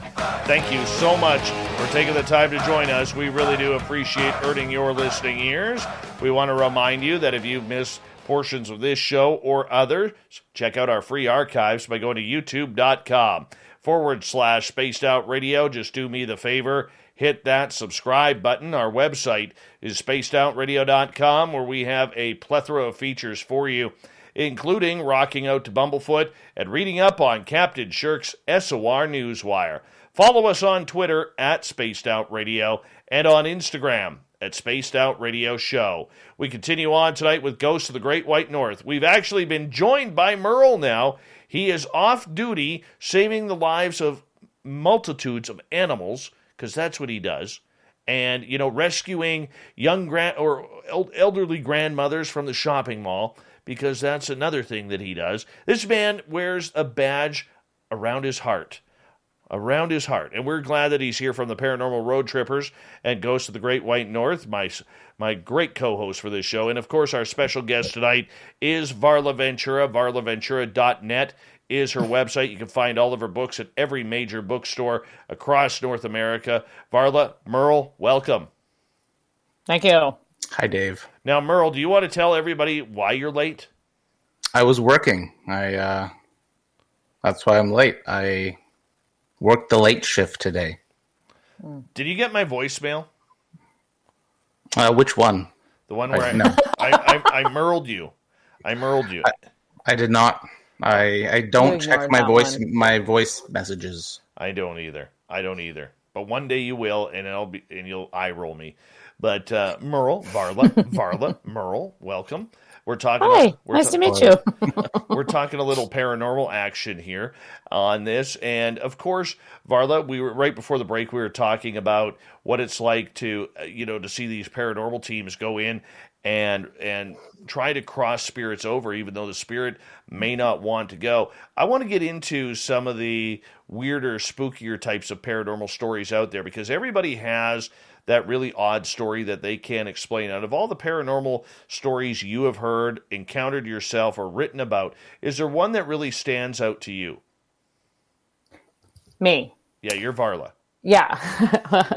Yeah, definitely. There are a few, actually. There's 2 or 3 in my more recent book that kind of were pretty intense. I think we were talking a minute ago about the people who possibly attract kind of more paranormal activity, or it was a question someone had asked. And this friend of mine, I know I keep saying friend like it's me, but it actually is a friend. And she is now in the midst of kind of like a pretty heavy haunting.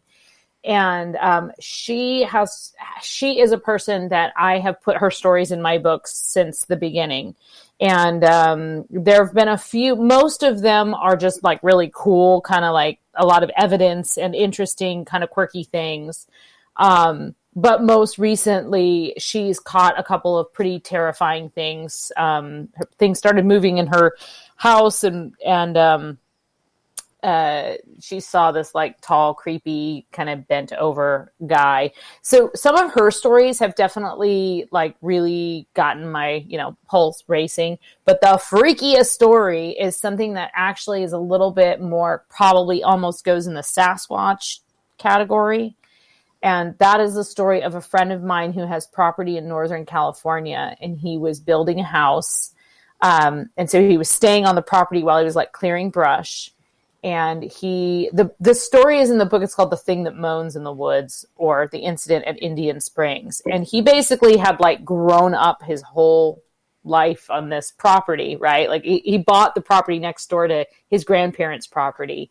And then he bought the property next door to that. And so he knew you know how it is when you grow up in a place, you know every sound, you know that animals in the night, you know what's going on. And he heard this insane kind of moan coming up, kind of traveling up the valley up to the top of his mountain. And his first thought was it was an injured animal.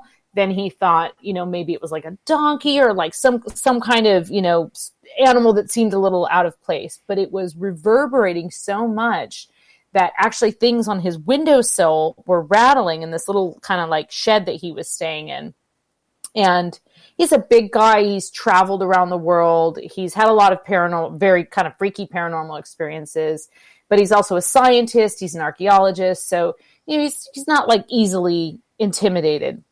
So he's hearing this like strange moan, and he's trying to figure out what it is. And he actually thought someone was pranking him, is what he thought. He said some friend of his had pulled up at the bottom of the driveway and had amped up some kind of keyboard and was just laying on all the keys or something. Like he just couldn't figure out what was going on.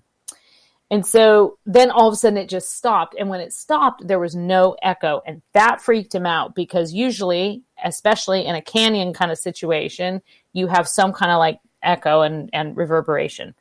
So then he was like, that was really weird. And just a couple seconds later, it started again. And it actually sounded closer. And it appeared to be sort of like, in his description, it was moving up the mountain toward him. And then it stopped again and kind of completely truncated. And then it happened again, and it was basically like, at this point, he went inside the little shed, closed the door, things are rattling, and he's hearing this noise all around him. And he's never experienced anything like that. It stops, it completely goes away. A couple of days later, he's talking with one of his neighbors, and his neighbor describes a very similar sound that ended with a loud splash in the pond. And so we don't know what it is. We've done a bunch of research about different legends from that area, because it's actually the area that I grew up as well. We've speculated there was a little sort of ritual performed on the property that could have possibly invoked something. Don't know. But whatever it was, it almost was, it sounded, he brought it up to me because actually I was working on a book about banshees at the time. And we thought maybe it was a banshee, and it was some kind of warning spirit. But that is one of the biggest kind of like head scratchers for me, because we haven't really been able to figure out what it is. But my paranormal experiences have all been like so like sweet, and like mild compared to that. So I've not gotten too scared. Merle, how about you? Your weirdest experience? Oh boy. I would say the Sasquatch story with you when we were at the Flight 21 area. I'm more of a ghost guy. I lean heavy on the ghosts. As we all know, I'm skeptical of the UFOs. I razz Dave daily about it. Bigfoot, I'm very open to. You tell the story, Dave. You tell it for once. I've told it many times. No, everyone's been waiting for you, Merle. Fine, I'll tell the story. We were investigating Flight 21. I had a bunch of my ghost gear. I think I brought up a REM pod. I brought up some audio recorders and a couple other things. And we also had an armed guard, little Marky Spender.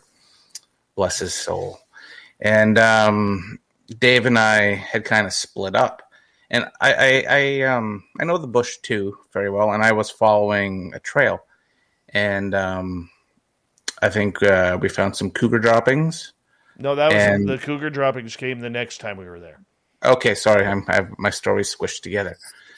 But Dave and I kept feeling watched in the area, and it almost felt like something was separating us, making Dave and I go further and further apart, because I was following something, and he was going the opposite way of me. And just picture being in literally a bush in the middle of nowhere with a bunch of plane shrapnel.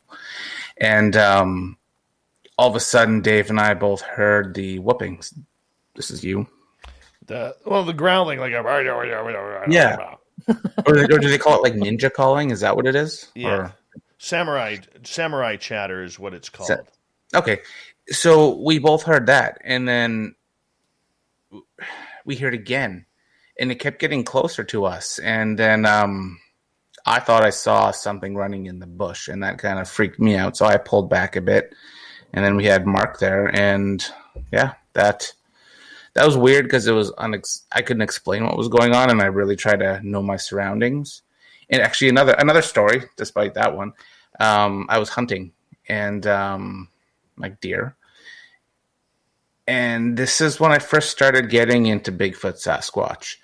I know what a moose sounds like. I know what a deer sounds like. I know what a bear sounds like. All of that sort of stuff in the bush in British Columbia. And all of a sudden, I heard grunting, and then this was just on a tree line off a big clearing. And I heard all of the trees rattling, and then I heard a bunch of wood knocking, like somebody took two big sticks and was going like that, or I'd say logs going like that. And then trees were moving. I'm like, well, could it be a moose coming out? Could it be a grizzly? I'm like, no, those aren't the sounds they make, but it wouldn't leave the tree line. Like, it was letting me know that it was there. I even tried recording it on my cell phone because I literally had nothing else to use. But then once I got the courage to get out of my little hiding spot from my blind, I was walking towards my truck, and once I got to my truck, it stopped. Done. Couldn't explain it. Was it Bigfoot? We don't know. But it sure didn't want you to cross that line. It did not want me to. And like, I even scoped it like with my gun just to see if I could see anything. And I could nothing. It was totally concealed to the tree line. It was odd. That's amazing. I've never even heard that story. No, that's the one Sasquatch story I was telling you I haven't told yet. Now I got to tell it. Wow. Impressive, Merle. That was a good one, yeah. Very cool. Very impressive. Yeah, no, it was really scary because I was literally in the, if something was to come out at me or if I would hear something, there was nobody around me. My friends I was hunting with, they were miles or kilometers apart from me. And they'd probably hear the crack of my rifle, but they wouldn't hear any distress if I was in distress. And we've gone hunting to that same spot 3 other times, and I will not go to that area. It just gives me the no feeling. Was Merle the dude that played the banjo? I would love to be able to play a good banjo, I'll be honest. Little Marky Spender just got a banjo. Of course he did. He looks like a guy that would play a banjo. Yeah, he plays a mean banjo. Ghosts of the Great White North happening here on Spaced Out Radio tonight. We got Merle from the Paranormal Road Trippers, and of course we have Varla Ventura from varlaventura.net, and Little Marky Spender, by the way. Don't worry, Merle. Next time we will just sacrifice Dave. Then we could take pics as Bigfoot. Wow. He did not hold back. Yeah, wow. I can't use that word on the air, dude. Timber Hunter's just going for it. And that's why he plays a banjo. That's right. That's right. That's exactly right. You know, but coming to the paranormal, we always, we want that spook factor. We want that freak out session. We want to be scared. Do you think, Varla, that we are making too much of the fear factor of what the paranormal really is? Oh, definitely. But I also like to get scared. So, I'm kind of riding the train with that one. But I do think, I think the Ouija board in particular is something that it's just so hyped up in movies, creepy dolls. You know, we all think of like some kind of doll coming to life and like chopping at our legs or whatever. There's so much and horror movies and books that plays into that.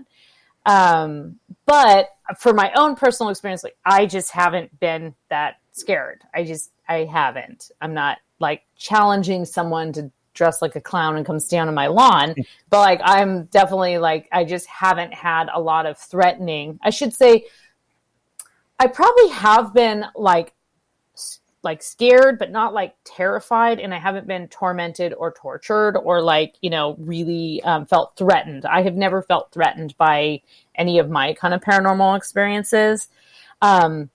So I think there's definitely a hype element to it, and that's why people are like, "Oh no, that's demonic. I don't want to touch that." And I think that can like kind of play into people's fears. But I think for people who have had a paranormal experience, when you're having that experience, you're not like thinking, "Oh my gosh." Okay, for example, I was just talking with someone the other day, and they told me this ghost story, and they were like, "Yeah, I basically like." When I saw this person go into this house, and a couple days later, I was talking to the neighbor, and they were like, "What? No one lives there." And there's like you can't even get in that door. And so they didn't even realize that they had seen a ghost until they had kind of had that conversation later. So with ghosts in particular, I think it's not always it's scarier after the fact, because then your mind starts going and you start thinking, well, remember that one movie when like the ghost like started like, you know, lifting the baby out of the crib or whatever things are happening. So certainly our mind plays into it. And we do like that. I think we're, you know, those of us who are up right now probably have an attraction to that kind of like collective fear that happens when you're watching a horror movie or, you know, that kind of where your imagination goes with some of the stuff. But for me, like it actually hasn't, not saying I'm disappointed, but it just hasn't been that terrifying. How about not for like you, Merle? not like in the movies. Well, your initial question was, is ghost hunting is it hyped up now, right? That's what you asked first. Sure, let's run with it. Yes, I think it is. I think traditional ghost hunting is kind of boring to people nowadays, and I think I view it kind of like a coffee. Like back in the days, people will just go get like a double, 2 cream, 2 sugar coffee. But now they go to Starbucks and get a Frappuccino, no whip, extra vanilla, blah, double pump, 3 espresso drink. And they need that caffeine high versus a regular coffee high, caffeine, to feel scared, to feel that rush. Mm-hmm. Whereas for me, like, I'm still cool with a double coffee doing research. You put me in a room for hours and I will just do research. I'll do data logging on the paranormal. Whereas a lot of people depend on phone apps. They depend on K2s. They depend on anything to give them that instant gratification, which I think you should go more back to basics. I take my coffee black. So you're traditional. Yeah, I totally agree with that. I mean, I think there's a lot of like that kind of the way shows are edited and the kind of things that people are expecting to have in a paranormal experience. And any true paranormal investigator will tell you that as many times as they've recorded things and had evidence, just as many they've had nothing. 100%. Yeah, it's like, you know, it doesn't just work on demand like Netflix, right? You can't just like queue up a ghost. There's a demon in every house too. If you could, you know, you'd see a ghost right next to me right now. It's a demon. It's always a demon. It's always a demon. You know? Man, demons are getting a bad rap tonight. Come on. Poor guys. Well, they're misunderstood. They are misunderstood. They are. Oh, you guys can have this debate now. If demons are misunderstood or not, I think we agree. How are they misunderstood? So I said earlier, Merle, that I feel like I don't think as many things are demonic as people make them out to be. I think that people have like an inherent fear of the unknown and they lump everything into demons versus things that are actually maybe kind of like negative and malevolent. And I think that those are in the minority, and that some people think just talking to ghosts is like a demonic activity. And I just don't think it's like that. And I'm not saying I don't think there's like sort of demonic like presence type things, but I don't really believe in the devil. And so I have a hard time like subscribing to the idea that there's like, demons running all around. I think that there's less demons, and I think it's more cranky spirits. I think if a person was a crank in their living self, they're probably going to die a crank, and they're probably so many cranks, right? Absolutely. And then if you're going to Johnny's Asylum, I'm just making one up, and you are hammering that place every day, demanding evidence, demanding a ghost to sit, demanding them to shake a paw, demanding them to make growls, knock 3 times. Yeah, they're good. They're going to be cranky. Yeah. And I think for that, like we'll go back to the Starbucks reference. So you need that. Oh, it's a demon. It's 100%. It's basically Satan himself. Yeah. Yeah. Whereas it could just be a ghost telling you to F off in a aggressive way. Yeah, that's a great point. Totally agree. But I do believe there's probably demons and malevolent spirits out there, but I don't think they're of human descent. I think they were possibly put here or brought here. They could have been conjured. Well, I might get in trouble for saying that to from people. Or The Conjuring. They could just be from not this earth, and they're here. Yeah. Definitely. And there's a lot of people that think of the jinn, for example, have a lot of there's a ton of like in folklore and the folkloric record, there's just as many trickster and semi-malevolent spirits out there as there are benevolent ones. So that's part of it. And I think that is, a lot of that idea of like, God, devil, good, evil comes from, some original, that it's just, there's light and there's darkness. There's original people who believe these things, and their beliefs are incorporated into other religions and other beliefs. And so I think we just call it, maybe it's the word demon that is kind of, it's just too lumpy. It's too much of an umbrella to say that. But yeah, there's definitely like negative, weird stuff out there. We encounter it every day. Ooh, and I have a cool jinn story, Dave. Have I ever told you the jinn story? You got 2 minutes. All right, I can do this in 30 seconds. You know how I roll. One of my coworkers is from Pakistan, and he used to live on a giant farm in Pakistan. And they used to be farmers, so they had goats, they had chickens, they had sheep. There was one tree in the middle of their farm that was dead. And they were all scared of the tree, and his parents and his grandparents are like, the jinn is in that tree. Don't go near it. The jinn is in that tree. And whenever livestock would go near it, like they did pesticides, they did everything because like, oh, maybe it's a fungus, maybe it's this, maybe it's that. But the whole town called it the jinn tree. And whenever the livestock would go near it, they would get sick and die. Oh. And even when you bring up the jinn to him now, he gets all weird. I don't want no. Because I troll him with that sometimes. But yeah, he's in old weird. Irish folklore, there's often a fairy tree, and that was not you've probably heard the stories of people kind of building around roads around or going out of their way to build a structure around what's thought to be a fairy tree, and it wasn't because the fairies we've got to be really precious with them. It was because it was believed to be, if you messed with them on that level, then there would be a wrath. So yeah, not necessarily a little Tinkerbell sprite, but something kind of unleashed. So it's interesting because you see that in cross culturally, right? Like that kind of idea that there's a dwelling place and you don't mess with it. Mm-hmm. I don't want to go there. That sounds creepy. Is that 2 minutes? No. That good? That sounds really creepy. We even like blended stories in less than 2 minutes, so that was impressive. That was impressive. Some top tier interviewing.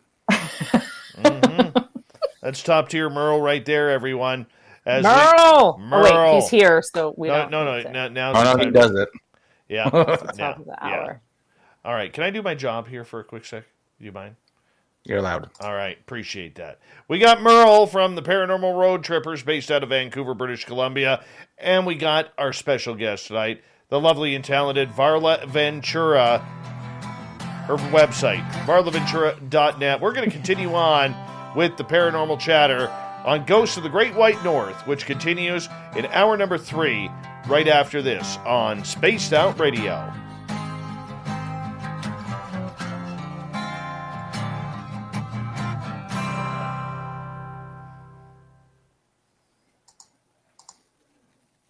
All right, we're clear. You guys chat away. I'm getting Okay. mad. I gotta take a quick stretching break because my Yeah. leg is falling asleep. Yeah. And you know I No, did we'll be something right weird back with it to you. earlier. Yes. Yeah, she popped Okay, a hip but out. She popped a I hip did. out. I did like this weird move, and I need to move my leg again. Merle, you can chat with our audience because they missed you. I will be right back too.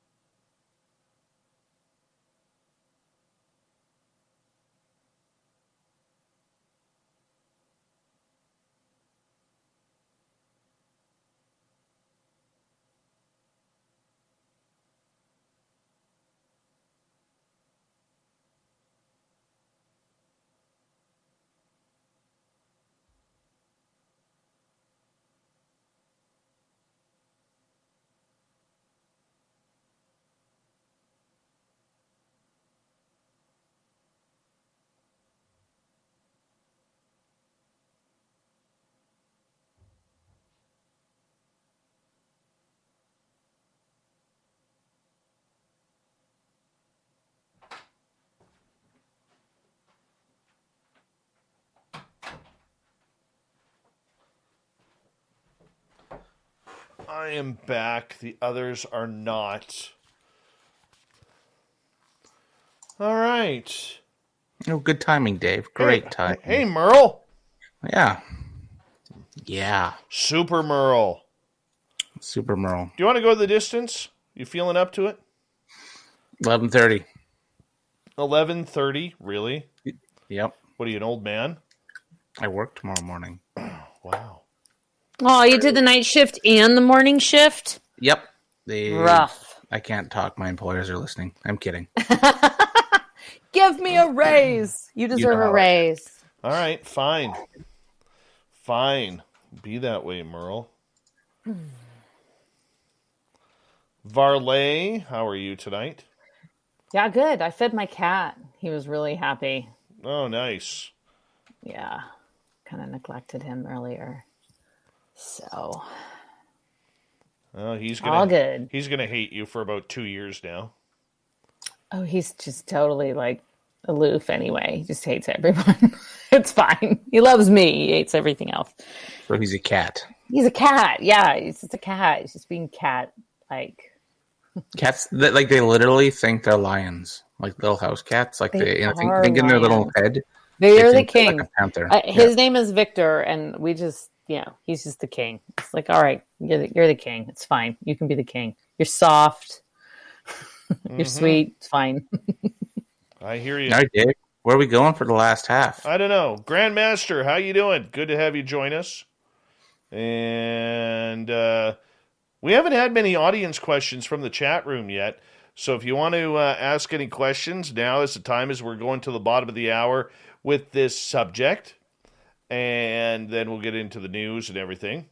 We got 30 seconds. Big thank you to Ed, to Vinster, DB Cooper ×2, Andrew, Elaine, Carla, Madison, Donna, Cedric, Chad, and Science Bob for the incredible super chats. Thank you to all our new subscribers like Jennifer tonight for joining us and subscribing. Thank you to all the veterans out there listening to the show and all our regulars who are here nightly. We love you. Here we go with the third hour.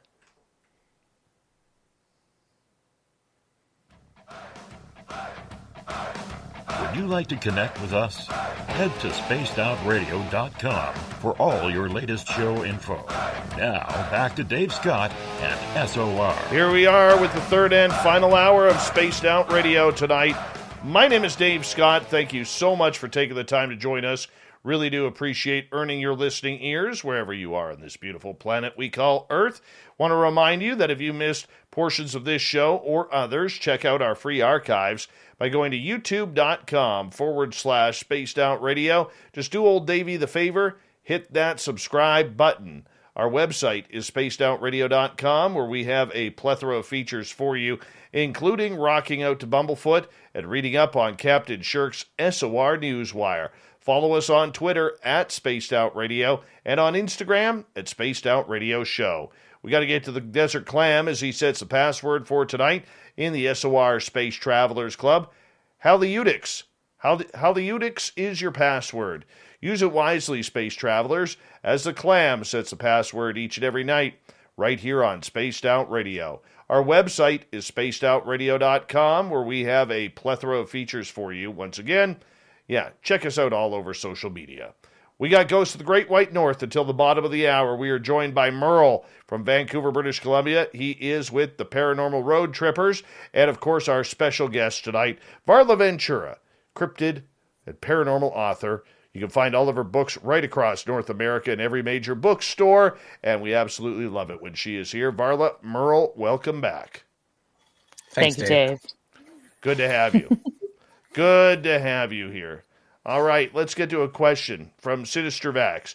Have you ever seen a haunting like the ones depicted in the Conjuring movies? I have not. No. No. I don't. No.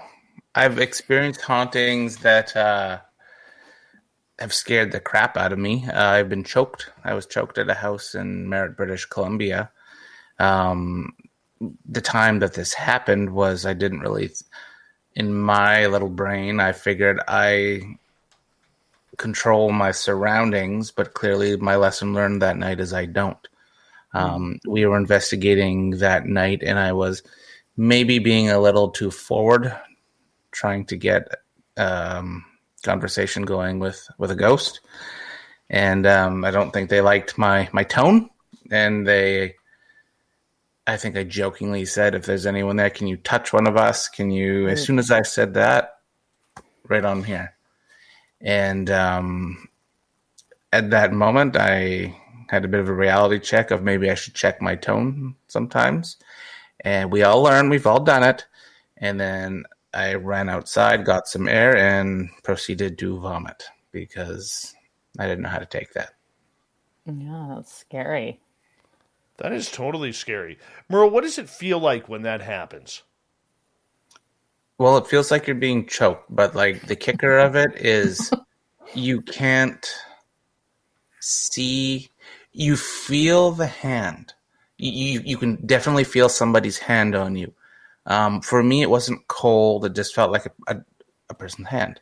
I would assumed if it was a ghost that it would be cold, but no, it gave pressure and then just let off. Like it was just letting me know. And like you can't bat it away. You can't control it to go away. It just happens. And it was like another investigation I was at. One of the investigators got scratched on the back through his jacket, his hoodie, and his shirt. We were investigating a building, and he called out. He said, "Are any of you people here?" When it was an old Chinese workers building, so modern day talking that could be deemed as racist.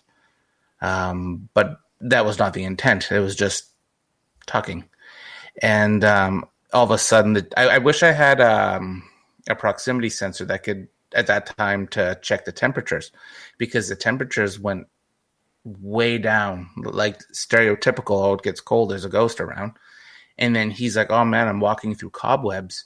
And then all of a sudden he freaked out and ran outside in like minus 20 weather, because this was March in northern British Columbia.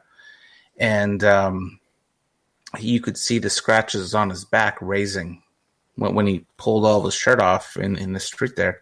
Wow. And the reason I bring that story up, because when you watch your movies like your Hollywood Conjurings and that, you see that stuff. You see people get scratched. Like obviously it looks a little more graphic in the movies, but this looked like you just walked through a blackberry bush essentially. But it was a scratch of 3. Like, so it was pretty crazy to see.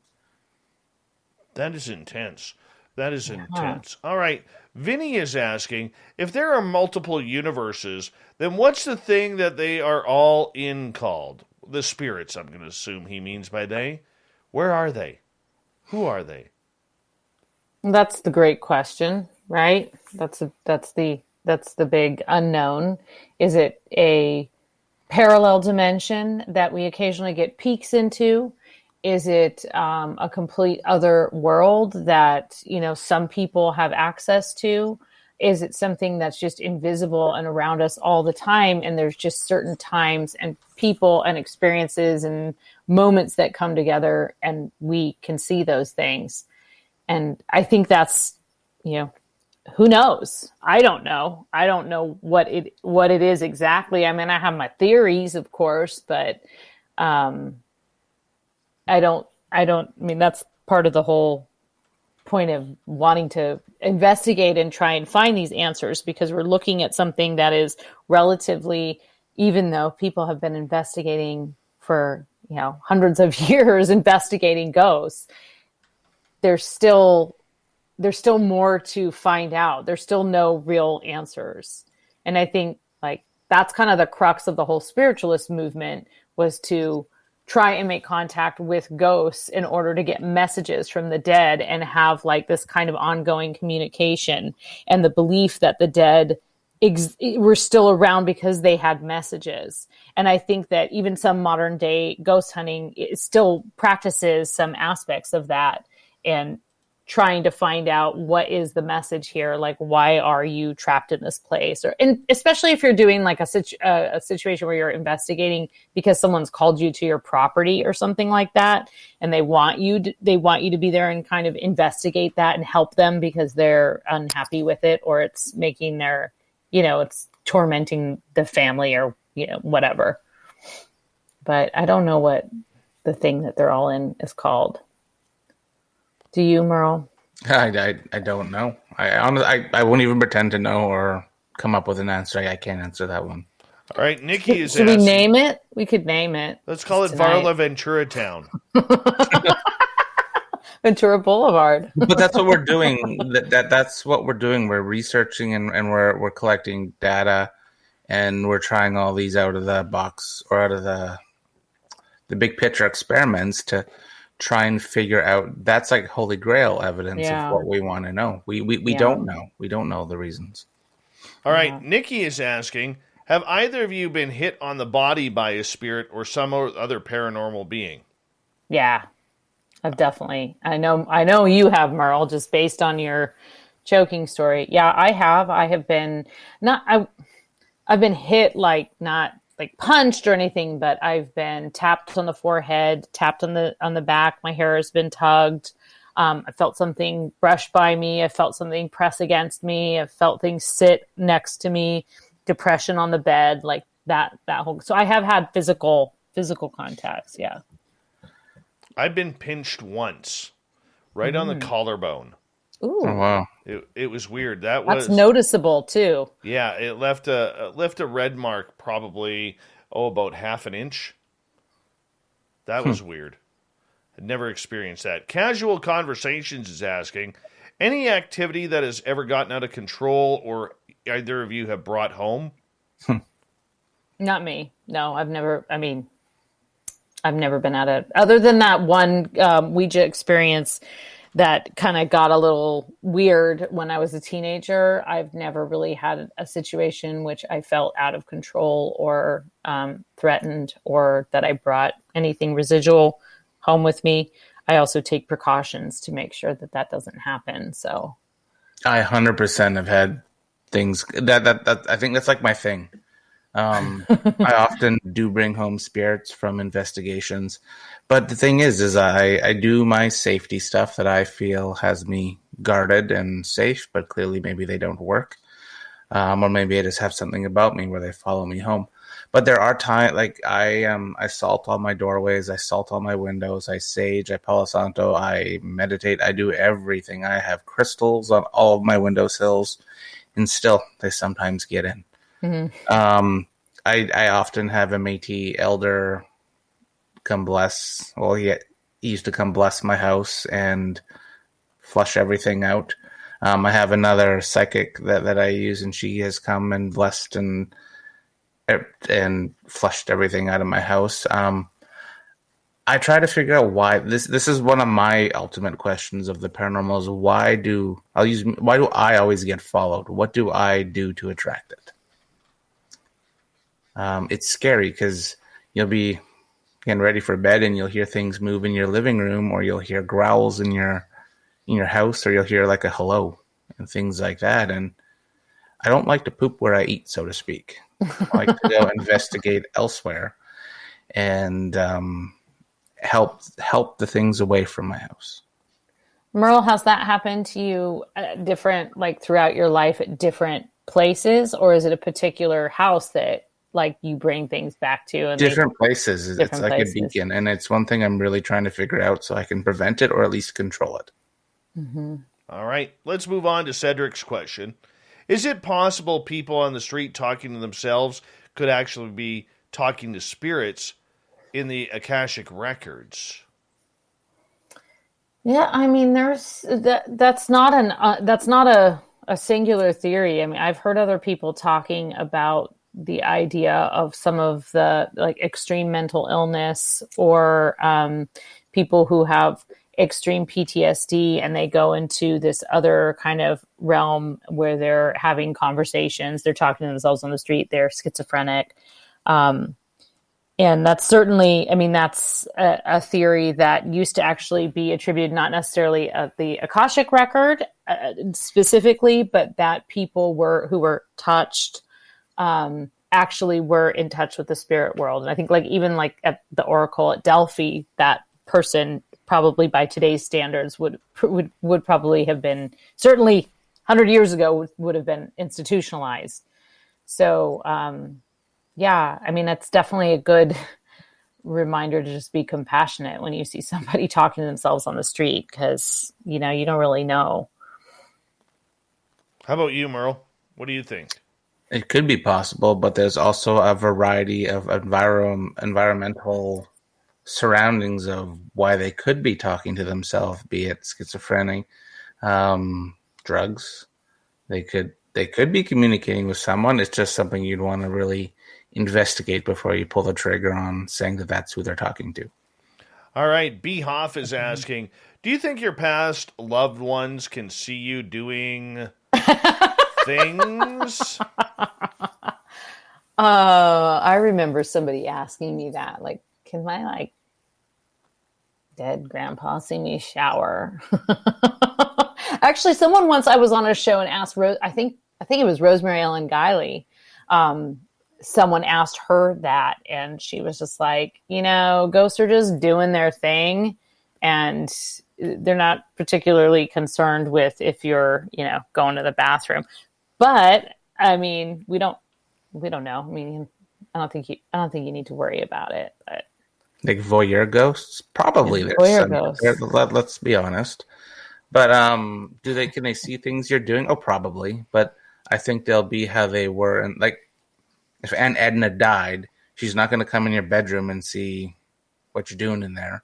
I think because she wouldn't do that when she was alive. So I don't see why she would do that when she's dead. But to add a caveat to that, there are people who claim that they have had sex with ghosts. That's very true. Mm-hmm. Historically, there are some pretty amazing stories of people who claim to have had been married to and had sexual relations with ghosts, and still do. People claim that today. I have a story. Tell us. Mm. I didn't have sex with a ghost. We'll just start there. But I did stay in a brothel. Like, it was an 1800s brothel turned into a bed and breakfast in a historic town. And I stayed in one of the famous rooms. It was room 2, and it said if you leave some money on the nightstand, you'll get visited, at least by opening the door or somebody sitting on the bed or touching your arm. Like, those are the accounts, okay? And so I'm like, all right. So I put my money on the nightstand. We even had night vision cameras on my bed all night. So that was kind of awkward. And nothing. Got nothing. Oh. Yep. But other people have claimed that they've had people sit on their bed, or the door opens and they can smell perfume, things like that. And I did hear a rattling on the door handle, but I wouldn't have called it anything. Was this in Nevada by any chance? No, it was in British Columbia. Okay. Vegas, just saying. Yeah. You never know what happens in Vegas. You never know when you leave money on the nightstand in Vegas. What could happen? Patty Negri, who has been on Ghost Adventures a number of times, she cool. is very much into studying the whole ghost sex aspect of everything. We got to bring her on, Merle. We got to. She's a pretty interesting person in general. Lovely spirit. Lovely spirit. Yeah. All right. Way cool. Preston is asking, can a doppelganger take the form of what a living person will look like in the future? I say yes. I'm gonna go with yes. I just heard a story today. I was listening to Jim Harold's campfire stories. I love that. I know. Jim's and there good was people. Oh, he's wonderful. He's a delightful man. And his show's really good, and it's just, people are just it's so interesting to hear people calling it with their different stories. They're not all ghost stories, right? Sometimes they're just like these really weird. And one of them, on one of the most recent episodes, there was one about this woman who, thought at first she thought maybe her house was haunted, but she figured out that it was actually her. She got like real meta with it. It was like her when she moved into the house when she was in her 20s, and she heard herself saying hello from the basement, and her husband had heard it also when he thought she was gone, and she was, and they heard this hello. And anyway, she tried to like fast forward 20 years, and she tries to replicate it, and she replicates the same sound, and she's like trying to invoke it or whatever, and she starts thinking that it was her old self saying hello to her, like that she did like this time glitch thing where it actually was her, and somehow when she first moved into the house she heard her 20-year future self. And that brought up a story about this guy. It's a pretty famous story from the campfire stories where this dude is like, he's making, and I think he's like a teenager, and he's got his like hoodie on, and he's making a sandwich, and he's in the kitchen, and he looks and he sees this little boy walk by. And then, or I guess he's a little boy first. He walks by and he sees this guy making a sandwich, and then the guy like disappears. And then later he's a teenager and he's in the kitchen making a sandwich, and he looks and he sees himself as a little boy walk by. And it's just like, what just happened? So I guess, yes, I think that can happen. I agree. And I think that's how it happens. Yeah. I think your doppelganger, I think they can present themselves as you at a different age throughout your life. That's just my opinion. Yeah. And a lot of the stories on Jim Harold and a couple other shows, they utter that quite a bit. Yeah, definitely. Because I think maybe our instantaneous thought of doppelganger is that it's like really identical to you, but it's like slightly off.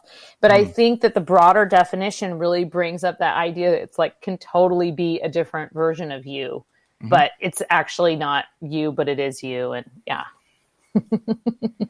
Husky Travel Boy in the chat room. I always wonder what Santa did in the summer. Now I know he hosts a woo show.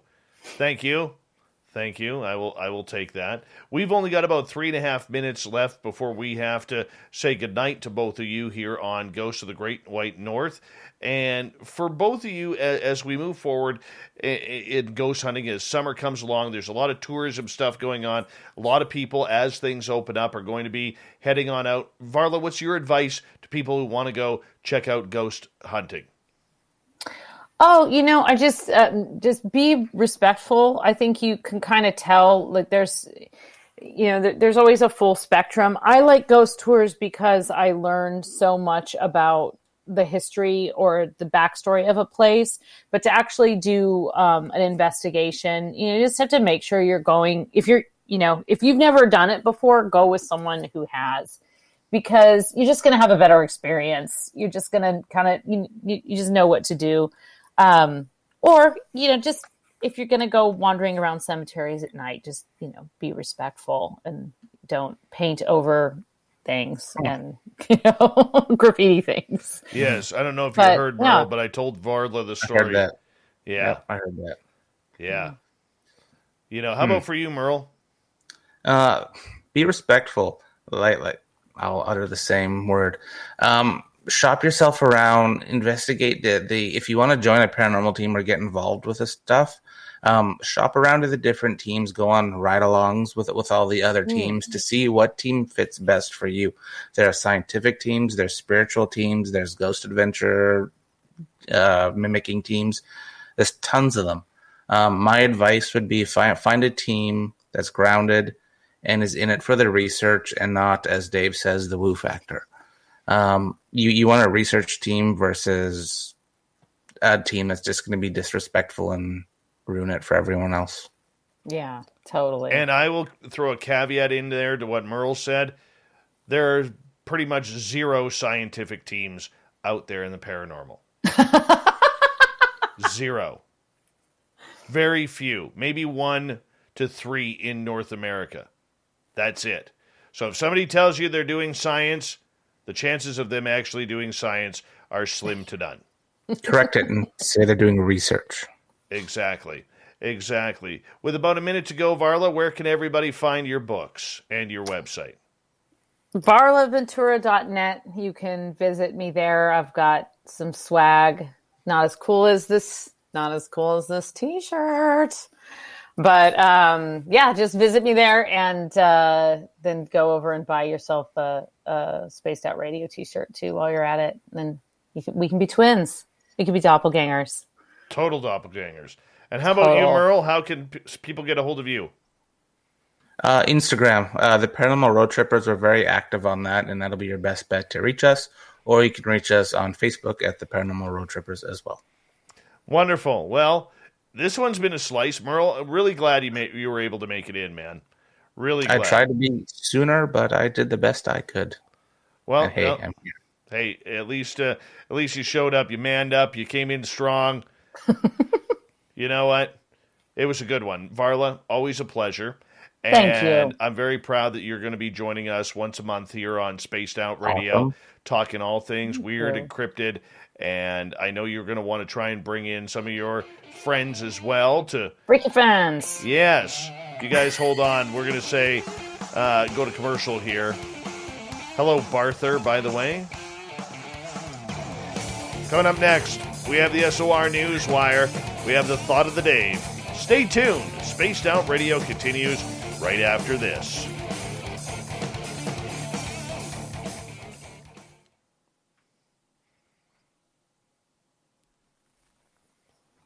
Hold on one sec. Damn it, Barther. You caught me off guard because you haven't been around in a while. Gosh, damn it, Bart. Classic Barther. Oh, Barther's awesome. Yeah. Question for Merle. Who would win in a sword fight, you or David Lee Scott? By swords, I mean weeders.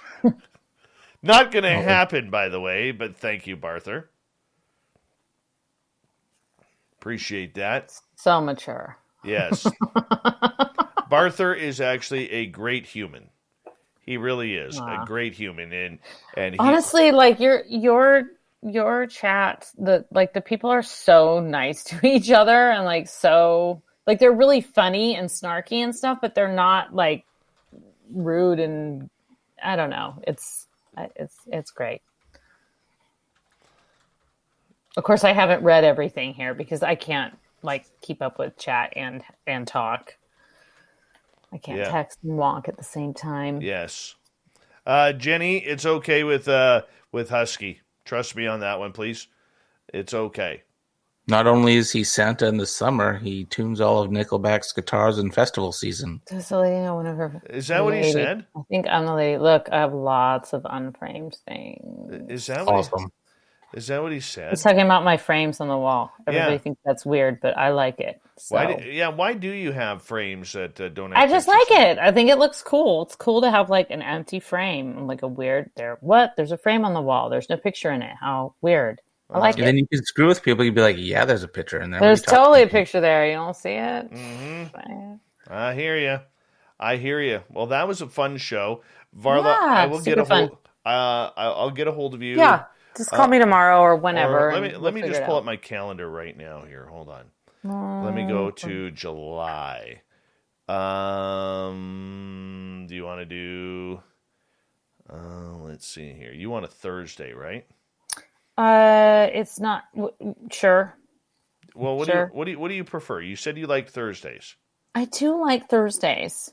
Okay. Why don't we start you off on the 22nd?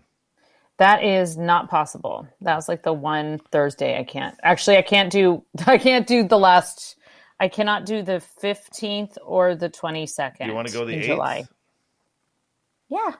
All right, I'm putting. You in. Is that too soon? That's not too soon, right? No. The 8th works. Totally works. Well, you know what? It's not going to work because it is kind of too soon.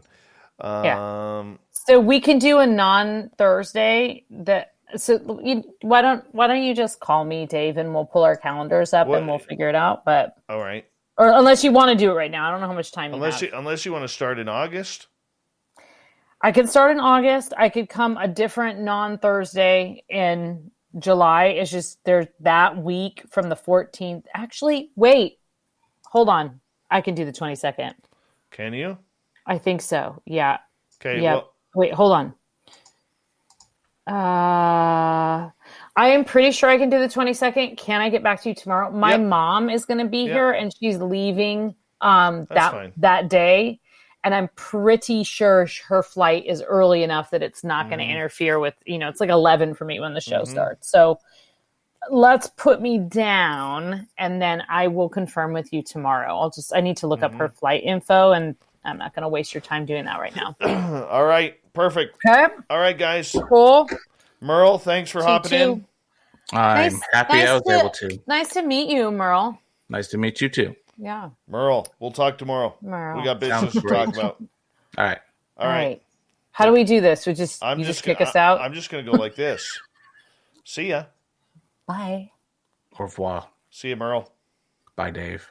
Bye. There they are. All hail Barther L in our chat room tonight. All hail Barther L. Take a bow, Barther. You are the legend. I'm actually really happy that you're here. I haven't seen you in a while. I hope you're doing well. Kind of exciting. Barther is here. What the hell are you doing awake at this hour? Damn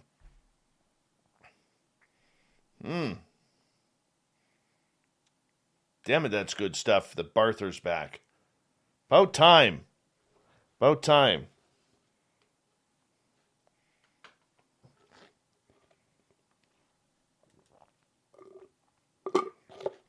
You have fans here, Barther. Look at Vinster there. He can't even make eye contact with you. Speaking of our fans, big thank you to Ed, Vinster, DB Cooper, Andrew, Elaine, Carla, Madison, Donna, Cedric, Chad, and Science Bob for the super chats. Here we go.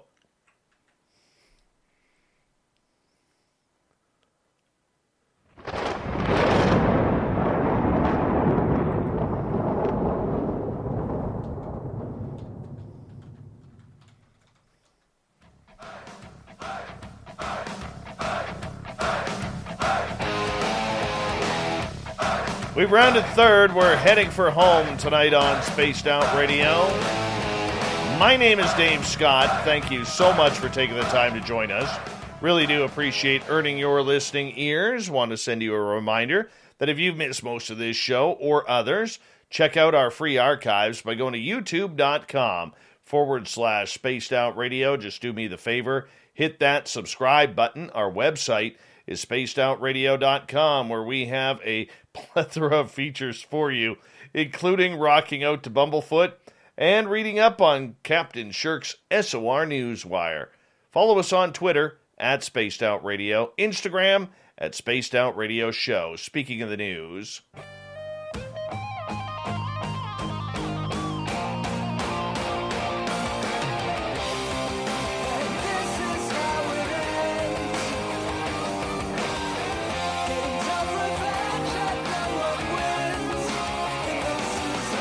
the news is always changing, which is why we bring you the SOR Newswire at the back end of every show, where we get to the weird, the strange, the wacky, and sometimes the ufological. The United States Navy and the FBI are giving a classified briefing for members of the House Permanent Select Committee on Intelligence, Subcommittee on Counterterrorism, Counterintelligence, and Counterproliferation on unidentified aerial phenomena ahead of the release of the report from the Director of National Intelligence regarding the collection, reporting, and investigation of UAPs. According to the office of the chairman of this subcommittee, Representative Andre Carson of Indiana. That was one hell of a run-on sentence. Anyways, in a statement from Representative Carson's office, he said, the briefing was a significant and timely topic, as there has been an increased focus on the security threats posed by unidentified aerial phenomena. Now, apparently, they want to know anything that is flying in the airspace. And if there are things we can't identify, we should put effort into identifying them, wherever that may lead, whether it leads to a foreign adversary, to a different aerial phenomena, to space debris, or anything else. We should follow that trail. We welcome today's briefing and the coming report as a step in the right direction. That comes from Representative Adam Schiff from California. The office of the House Intelligence Chairman, Adam Schiff, says that he is very much looking forward to see what actually comes out of these reports. Are we going to get anything? I don't know. We'll find out. I got a couple of panels next week of media and one of experiencers that are going to be talking about this. We're going to get a media standpoint from mainstream media people. We are going to get an experiencer standpoint from what experiencers are going through leading up to the announcement. So we're going to be all over it. Trust me on this, it's going to be good. All right. If you're Canadian and you want to go to a rock concert, you can't go see Bruce Springsteen on Broadway. Why? That's because the events coordinators at the famous theaters where this concert is going to be held on Broadway do not accept anyone who has been vaccinated with AstraZeneca. So those who got the COVID-19 shot AstraZeneca, if you want to go into New York and see Bruce Springsteen, you're going to miss the boss because it is not approved in the state of New York. AstraZeneca, that is. So apparently you're allowed to get a shot. You should get the shot, according to some. But now it's all going to come down to whether or not you got the right shot or not. Well, how are we supposed to know if they're making up these rules on the fly? Do we get the shot? Do we not get the shot? Which shot is which? Who's who? What are we supposed to do?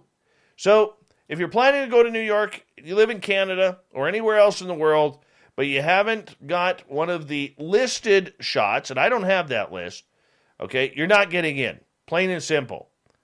You're not getting in.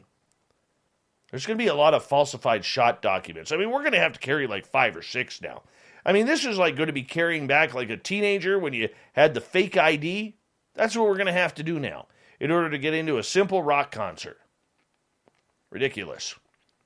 2 passengers about to take off on a flight from San Francisco, bound for Vegas, were removed over an argument about elbow placement on armrests. This sounds like it's right out of Florida. Yeah, the incident occurred on a United Airlines flight that was forced to return to the gate right before takeoff. The website pointed to a Google employee on the flight who posted a photo of law enforcement officers on the plane. The 2 men were not identified and were briefly detained, then released after neither were interested in taking any further action. The report did point out that they were not able to stay on the plane on the flight. Airlines are seeing a spike in bad behavior despite a zero-tolerance policy, with 1,300 reports of unruly passengers made since February, according to the Federal Aviation Administration. The agency has also so far identified potential violations in about 260 of the reported cases, an FAA spokesperson has stated. You know what? What a way to ruin a weekend in Vegas over where you put your elbow. It's real simple. The person who goes in first, who gets the window seat, they get the left one. The next person gets the left one. The person on the aisle, on the outside, he gets a choice of both. He or she gets a choice of both. Real simple. Little courtesy. You could have been partying in Vegas right now, but no, instead you couldn't make it because you wanted to be an arrogant jerk on the flight. Terrible. Terrible manners. All right. SpaceX received a warning from a district attorney in Texas this week, warning that the company could be violating several state laws by shutting down public beaches for extended periods of time and using unlicensed security guards to ward people off public roads. The discrepancy centers on SpaceX's activities in South Texas, where the company has taken over large plots of land near Boca Chica Beach in order to build and test massive rocket prototypes of the rocket that CEO Elon Musk envisions will one day carry the first humans to Mars. The frequent road closures and traffic jams SpaceX has brought to the area, as well as the explosive rocket testing mishaps that have littered local beaches with shrapnel, have often rubbed local residents and environmental activists the wrong way. Now, the district attorney of Cameron County, which encompasses Boca Chica Beach, is warning SpaceX that its actions could make the company and possibly employees subject to arrest and prosecution. Yeah, the contents of the letter were first reported locally. In the note, Cameron County DA Louise Saenz allegedly says that the members of his staff, while investigating complaints from a resident about the behavior of SpaceX's private security personnel on June 9th, encountered a man wearing a tactical bulletproof vest who approached, stopped, and detained them for attempting to access a public roadway near SpaceX's manufacturing facilities. Sign's letter states that the county has not authorized a road closure at the time, and his staff later found out the security guard who detained them was not licensed by the Texas Department of Public Safety as required by state law. This conduct is unacceptable, the letter reads, adding that the DA was further concerned by the fact that SpaceX responded to that incident and another similar incident in early April by chalking up the incidents to an overzealous security guard. Now, while SpaceX is a valued member of the community, this does not authorize SpaceX, its employees, staffs, agents, and or contractors to disregard Texas law.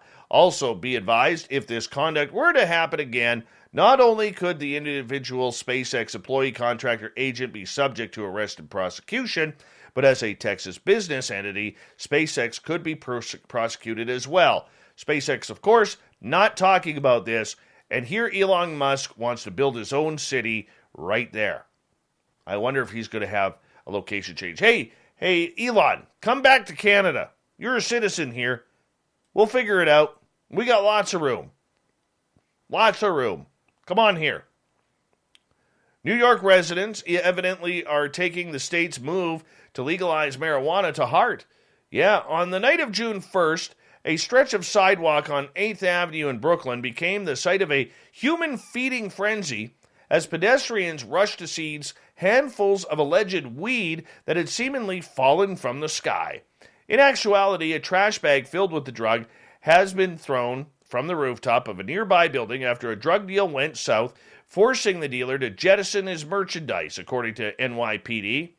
Earlier that evening, the alleged dealer, 29-year-old Lisheng Ji, brought the bag to a pre-planned meeting with 31-year-old Ricardo Diaz and an accomplice on the rooftop. Doesn't marijuana deals seem kind of old and passé now?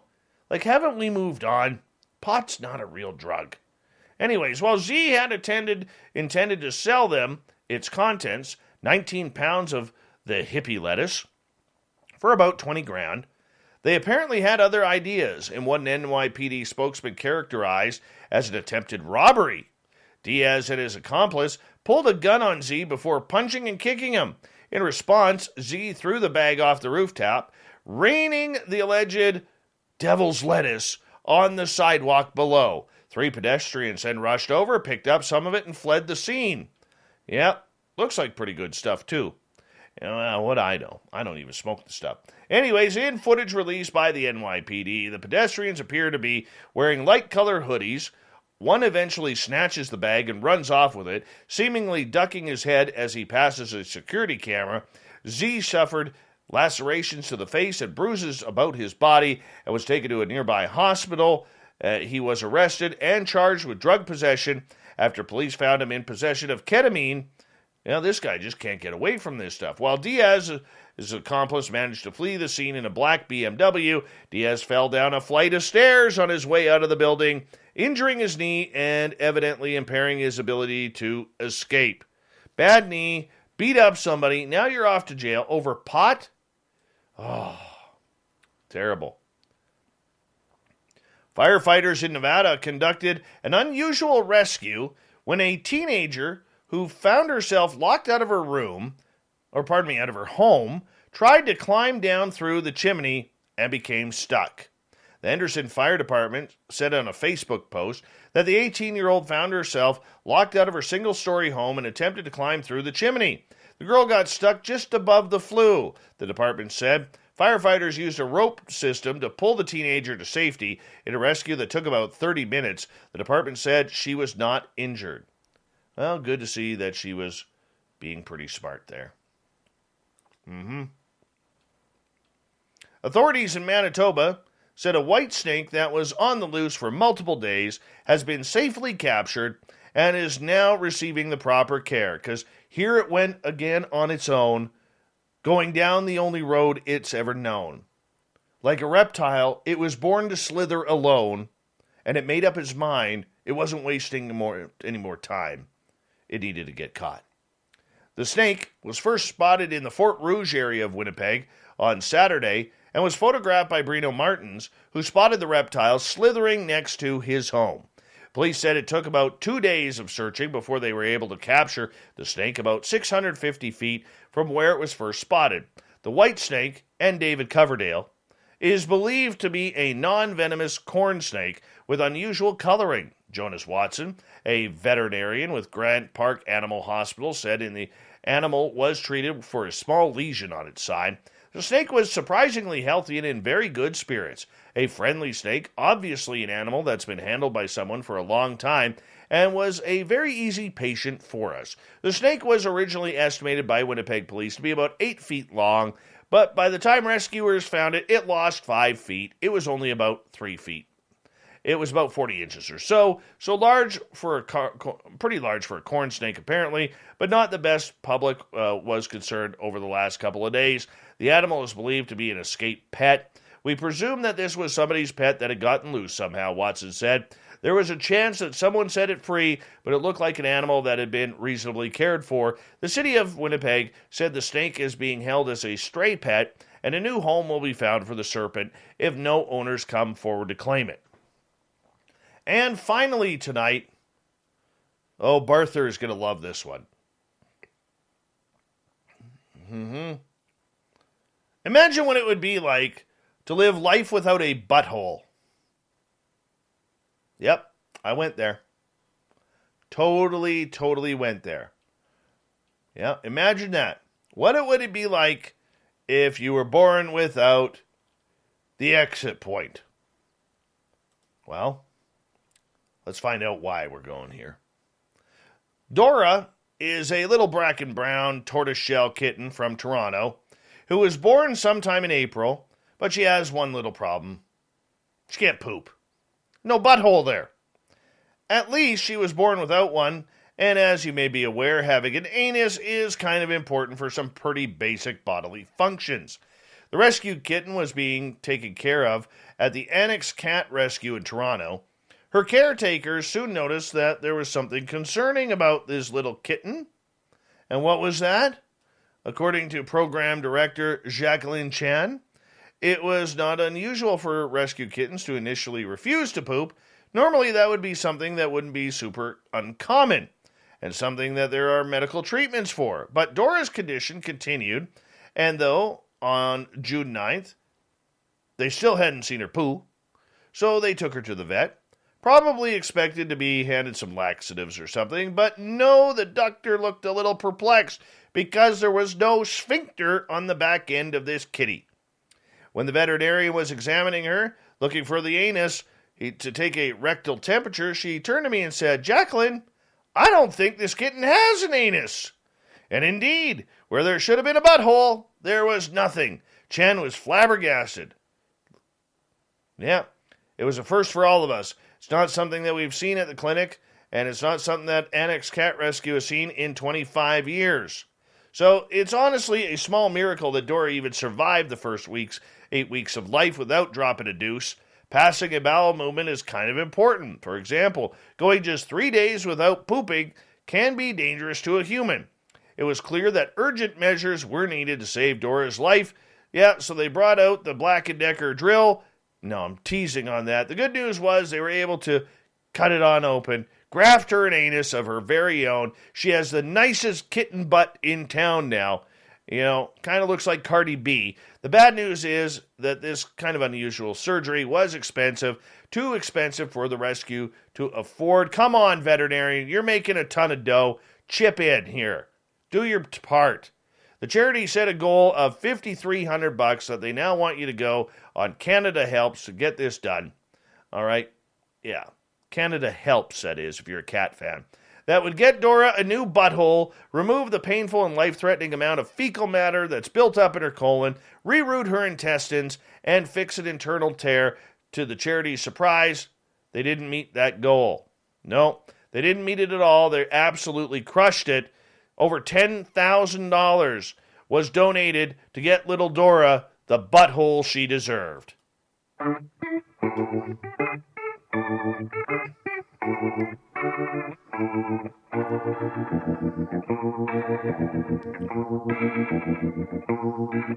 Thought of the Dave happens every time at this night, where we ask a question on our Facebook and Twitter pages, then read your responses on the air, because we love the audience participation around here.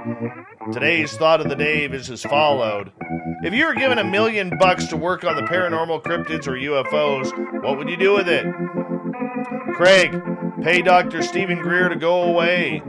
Evil Carl, get supplies, all the stuff you need to go to investigating, bring some psychics and hunters, make the tents that look like trees so the camp is camouflage, change air scents, different methods, probably would have to hire someone to use those. All right, see Metaphor. Immediately put 500 thou down on a fast-riding paranormal OTC with a major gamma ray squeeze coming this Friday. Last 30 minutes of Power Hour, we would crush it. Transmute the 5 into 5 million with majority shares renamed Paranormal. All right. Cherry Pepsi. Mike says, Cherry Pepsi Island Party, man. Andrew, gear up to do some in-the-field UFO ghost cryptid hunting and document my adventures on YouTube to share it with the world.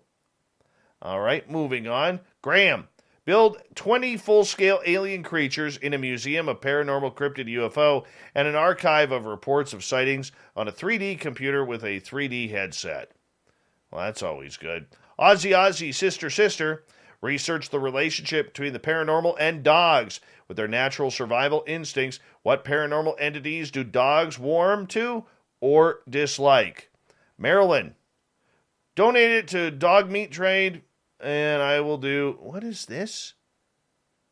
Oh yeah, they want a hashtag Dog Meat Trade. So in other words, try and rescue the dogs from that dog meat trade. That's what they're saying. Just poorly typed. Thanks, Marilyn. Jorge, not with $1 million, but if I had $1 billion, I would buy Skinwalker Ranch from Brandon Fugel. I'll get a crazy insurance policy, build it into an Airbnb, and let the chips fall where they fall. Screamin' Dean, use it to bribe Dave Scott to come to Australia. I am in. I am so in on that. Hire Jacques Vallée, says Flying Weasel, to help develop a database for collecting experiencer surveys in such a way as to be useful for doing scientific work, then public the question protocol as an open CCC document for everyone to use. Jeremy, I'd hire an advertising agency. Chase, hire my wife, pay her $900,000 as a consultant, and then hire a secretary, office space, and type out UFO TPS reports with my red stapler. I don't get that. How do you type with a stapler? Especially a red one. Danny, I need $5 million to make it a good start. And let's see. 13 ballads. Probably buy $1 million farm with a back 40 and turn it into a wilderness refugee for astral dragons, crypto basilisks, fur-bearing trout streams, etc. Disclosure 369. Get rid of all the a-holes, keeping it from the general public. We'll leave it right there. Thank you for everybody participating in the Thought of the Dave on Facebook and Twitter. We will do it all again tomorrow, because that's what we do, with a brand new question so you can play along. Big thank you to Merle, Varla Ventura for a great show, Captain Shirk for the news, and the new kitty in Toronto that has a fresh butthole. We got Mr. Ron Bumblefoot Thaw rocking in the background with Little Brother is Watching. Bumblefoot is the official music of Spaced Out Radio, rocking it in and out of every single show. Get your horns up for the guitar god himself. Special thanks to everybody listening in at home, at work, in your cars, wherever you may be. Thank you to everyone tuning on in on YouTube, Twitch, LGAP, Revolution Radio, Spreaker, the Space Travelers Club, Facebook, and on Twitter at hashtag Spaced Out Radio.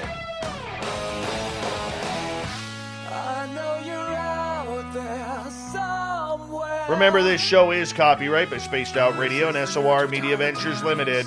Thank you so much for choosing to share your evening with us, because together, my friends, we're watching. We own the night. Mr. Bumblefoot, we need a favor. We need you to take us home.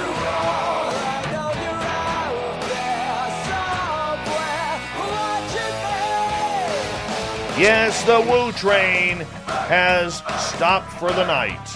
But soon, my friends, we shall ride again. The seats are always available. Your tickets never expire. And if you want to bring a friend, yep, we got room for them too. Good night.